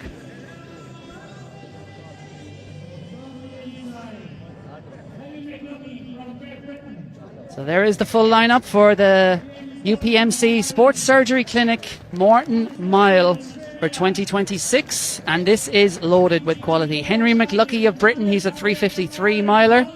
We're going across. There is Cathal Doyle though, he's the home favourite, and he will want to regain this title. He lost it last year to Andrew Coscoran, but beside him, Sam Prakel is also a former champion, the 2018 champion, 28-year-old American. There is Piers Copeland of Great Britain, 3:54 miler at his best. He's run 3:39 for 1500 this year. There is Alex Stitt of Austria. It's his 25th birthday. So, is it Frohe Geburtstag? Is that what they say? I don't know. Anyway, happy birthday to Alex Stitt, 25 today. He's a 3:54 miler. He has run 3:35 for 1500 though, so look out for him. Liam Lyons is in there of Ireland. And Jackson Sharp of Australia, Ronan McMahon Staggs of Ireland, Colin P. Smith of Ireland, James Gormley of Ireland, Adam Fogg of Great Britain there in the all black strip. And this man, I think, Ronan, is going to be a big factor here, Davis Bove. Former triathlete, he was US under-23 triathlon champion a few years ago and now runs with Under Armour Mission Run Dark Sky Distance, coached by Stephen Haas over there in Flagstaff. Davis Bove is a 3:51 indoor miler on that magic track over in BU earlier on this year, and he recently ran a 3:51 mile at the Pre-Classic. That makes him a huge contender here. Look out for him in the all-black strip. And then just to complete the lineup on the outside, third from the outside, it's Jack Ansey of Australia. On the second from the outside, it's Noah Baltus of the Netherlands. They are our racers, and our pacemaker on the far left is Ben Claridge of Great Britain. He will be trying to get to 800 metres in 1:55. Yeah, he's going to be trying to hit 57, 58 for these laps as you see them go around there. But an incredible field has been assembled here for probably the most famous race on Irish soil here, the Morton Mile. It's probably the deepest field we've ever seen, with all of these athletes at sub 4 minutes for the mile. So an incredible field that we've assembled here this evening. Fogg ran so well in Cork City Sports. They're leading that race and just struggling in the final yard, so he'll be in the mixer in this one as well. And they're off, and a pacemaker has got himself out nice and strongly there, as has Cathal Doyle. Yeah, Doyle just had to wangle his way through a few bodies there, utilise his arms. It's always tricky, as I mentioned earlier, that opening bend of a mile, that waterfall start. But Doyle is mid-pack at the moment in that blue and yellow Nike vest. Doyle will aim to have one mission here, and that will be to be on the shoulder of the leader as he passes that Clonlift clubhouse, as he is right now the top of the back straight. With 200 metres to go, it's where he loves to be. He loves to be the hunter, and he sure can kick, but there is so much class in this field. And of course, Sam Prakel, Davis Bove, the two Americans, Adam Fogg of Great Britain, I think these are the guys we're going to watch, and it's no surprise to see the three black strips lining up there behind the pacemaker as they come through 400 metres here. That is Jack Ansey of Australia, leads the way at the moment. 57 seconds on the clock. It is perfect pacemaking by Ben Claridge. Yeah, Ansey just there, the Australian record holder for 1,000 metres. Not often ran as an event, but shows that he has the speed over those final laps should he need to use it. And Fogg, who led that race in Cork, and I'm sure will drive hard from the front there, is in fourth place in this field. So really, really strong field here. Everyone's strong out, and the pacemaker doing a perfect job thus far. Yeah, so it passed about 600 metres here, but it is Ansey leading, the essential leader of the pack at the moment, back in second place, just ahead of Bove, and then Adam Fogg, and then back in fifth at the moment Counting the pacemaker, that's Henry McLuckie of Great Britain. McLuckie, 24-year-old. He was a European under-20 bronze medalist back in 2021. He's run 3:37 for 1500 this year. And now look at Cathal Doyle and Sam Prakel. They are both experienced operators. Sam Prakel is 31, Cathal Doyle is 28. And they are slowly drifting up through the field. And this is moving day, essentially, in golf terms, Ronan. This is the lap where you want to get in position. And it looks like Prakel and Doyle are in position, but certainly the men with the best posse right now are leading that pack in those black strips. Jack Ansey, Davis Bove and Adam Fogg, 2nd, 3rd and 4th. Ready to strike when this pacemaker steps aside with 600 metres to run, 2:26 on the clock. Yeah, Bove, the former LSU standout there in 2nd place. He said a triathlete as well in his past, so he's got plenty of grit and determination. Fogg, the only sub 350 man on the field when John Walker did it. It was incredible. It's still incredible now. And these athletes are coming up here now with 400 metres left to run. And we're well on pace for an incredible time here. And it is Bove just sitting on the shoulder there, but Doyle is taking closer order back in 5th. Yeah, Doyle is going to have to get a little bit closer. He has to get round Prakel, and he recognises that with 400 metres to run. He just steps out from that inside curve, and now he's off the curve. He can pass these men, but it's going to be difficult to do that because he's got 5 of them to get past. And out front at the moment, it is still Jack Ansey. He has been aggressive here, but Davis Bove, who's been in such brilliant form, he is ready to strike there as well. But first it is the former champion Sam Prakel, the wily veteran. He is such a good operator at these distances, and he has timed his run to perfection. He steals a march on the field around this last bend. Henry McLuckie tries to go with him in 2nd. The Brit, it is USA versus Britain at the moment. Ireland is up to 3rd now. Cathal Doyle, the Conliffe Harrier, but I think he's left himself too much to do. It's going to be Prakel against McLuckie down this home stretch, and it's the American, the 2018 champion, who's going to take victory again in 2026. Sam Prakel, 3:50.99 on the clock. Henry McLuckie did everything right, just didn't have the gears to quite match Sam Prakel, and it was Cathal Doyle of Ireland back in 3rd. Yeah, really good run for Doyle there in the end, but Prakel, what a run, rolling back the years, almost running a PB there as well. His PB is 3:50.94, so very, very close to that. An incredible run for an athlete that, as I said, has won in 2018. He's finished 2nd and twice here in Morton Games, and 3rd, so an athlete that is well able to sniff out the medals, and he's got the big one today, the gold here at the Morton Games in the Morton Mile. Sam Prakel, for all his achievements, he does have a global medal as well, the World Road Running Championships. He finished 3rd in the mile there over in Riga 2023, but he's got so many accomplishments across his career. He's a native of Ohio, studied at the University of Oregon, and coached by Andy Powell, of course, at the University of Washington, coach these days. And he was an assistant coach there for many years as well, Sam Prakel, when he first moved up to Seattle. I think he still has an involvement in terms of training with the guys there. Such a powerhouse of miling up in Seattle under the guidance of Andy Powell. And I'm sure Andy Powell, whether he's here, I don't think he's here, but he will have been watching, I'm sure. And I don't think you could pick too many flaws in that performance, Ronan. Prakel, he was a good few places back with 400 metres to go, but I think he knew who the big danger men were. And I think he knew he had the gears to get the job done. As is often the case in the Morton Mile, we did not mention we mentioned the winner at the start, and we didn't see him again until we saw him burst into the lead. He conserved his energy throughout the race and used it when he needed it over that last lap and got himself into position. They often say that you have 2 bullets in the gun, you've got to get yourself into position with one and then use the last one in the home straight.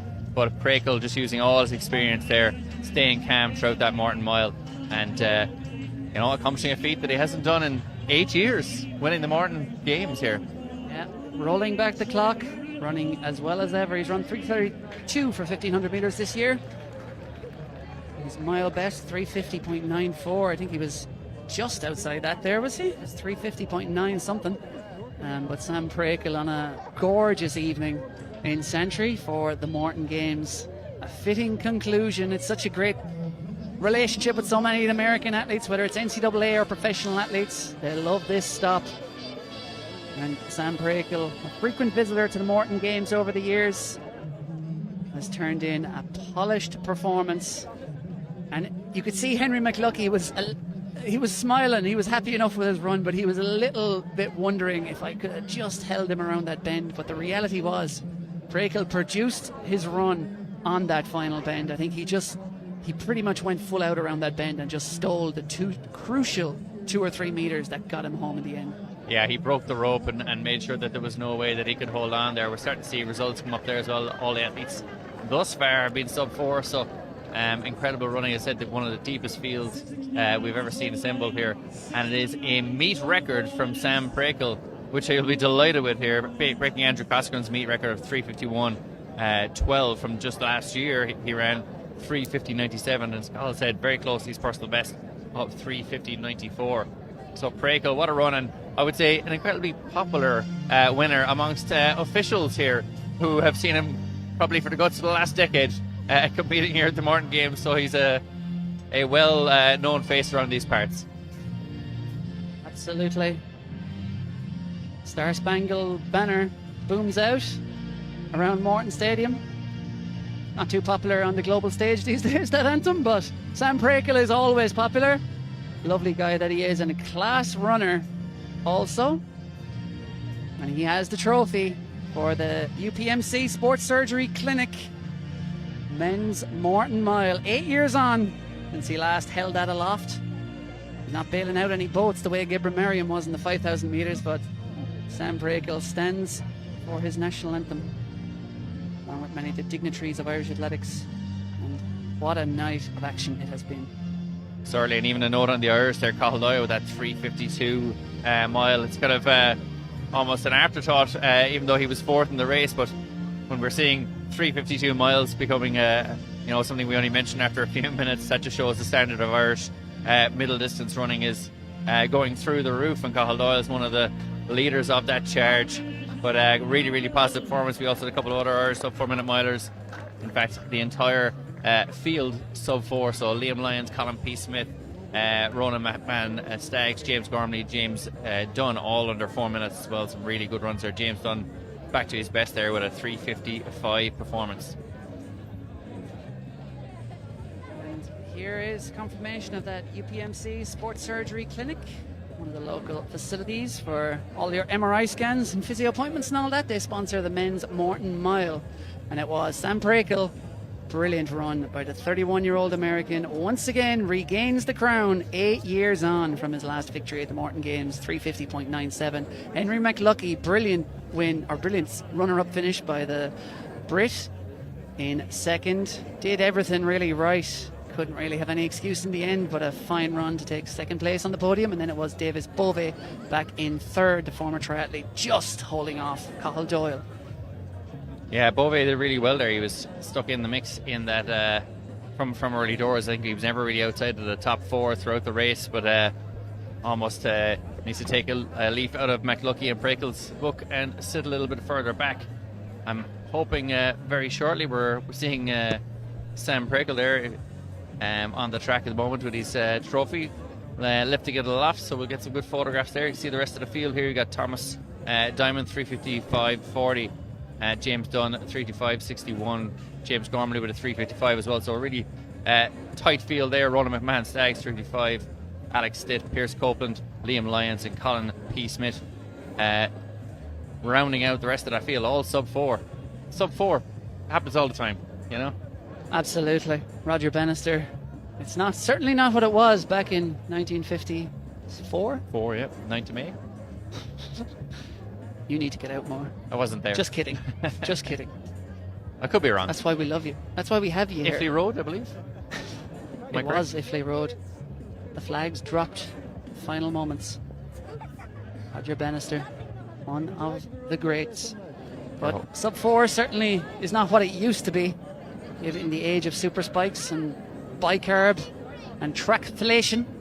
However, it is still a very hard thing to do, and the men there, 16 men under 4 minutes and well under 4 minutes, and we have the first 7 under 3:55. Really good running, and what a privilege it is to have been here to witness it in that men's 100 metres earlier on, and the crowd are slowly starting to filter out of Morton Stadium, going home, no doubt, very happy. Yeah, and we're going to get an interview with Sam Prekel very shortly, and I suppose what you're trying to say, Cathal, is Sam Prakel better than Roger Bannister, essentially. Objectively.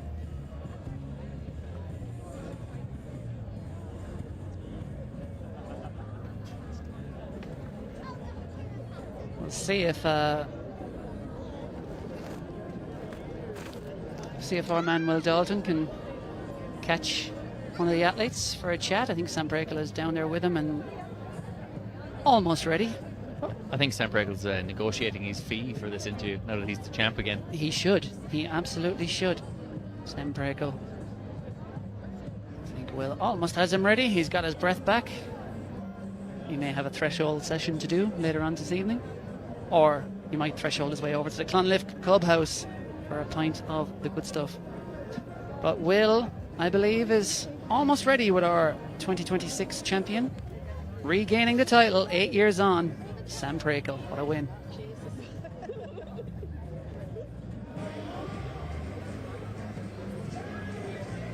Well, a meeting record and a stadium record for the men's mile by this man beside me, Sam Prakel. What a race. How was it for you? Thank you. It was a smooth race. I was just waiting towards the middle of the pack. Felt good 3/800s, so started to move up slightly and just wanted to be in position with a lap to go. And then sort of made a move on the backstretch and didn't plan on taking the lead, but found myself in the lead. So I was like, I might as well start my kick now. And I thought maybe it was too early because I started to fade towards the end, but it was enough to hold on. And we look at the times in that race, they were all very close. We were all the way down to 16th, I think it was. Coming in, you knew there was competition. But this is a favourite track of yours almost. It's almost like a second home. Yeah, this is my fifth time in the Morton Mile. My first international trip was over here, and I think I ran 3:55, and I think I was 3:52 a couple years ago, so it's nice to finally get down to the 350s again. And this is a fast track, and we had nice weather, so I knew we had a shot at a fast time tonight. Listen, I know we'll have some viewers in America, so we better give a shout out to home, yeah? Yeah, shout out to everyone in Versailles, Ohio for following along this season, and then everyone in Seattle who I train with and who supports me there. So just wanted to say hi back in the States. Sam, well, listen, you have that cup. You going to come back next year and defend it? I hope so, yeah. I'll put it on the calendar, and I hope to see you guys next year. Great stuff. We can't wait to see you next year. Thank you so much. Thank you. Great to hear from Sam Prakel, one of many of the Americans who make their way over to the Morton Games. 5 times he's done it, and we hope we have him and indeed the others back again, because they had such flair and class to this occasion, and hopefully Sam will be back for the attempt at the hat-trick next year, perhaps. Well, as long as he brings the cup back, that's the most important. Yeah, he was a bit shifty there now when he was asked that question, I have to say. So I keep an eye on him there and all guiding. Take that cup off him.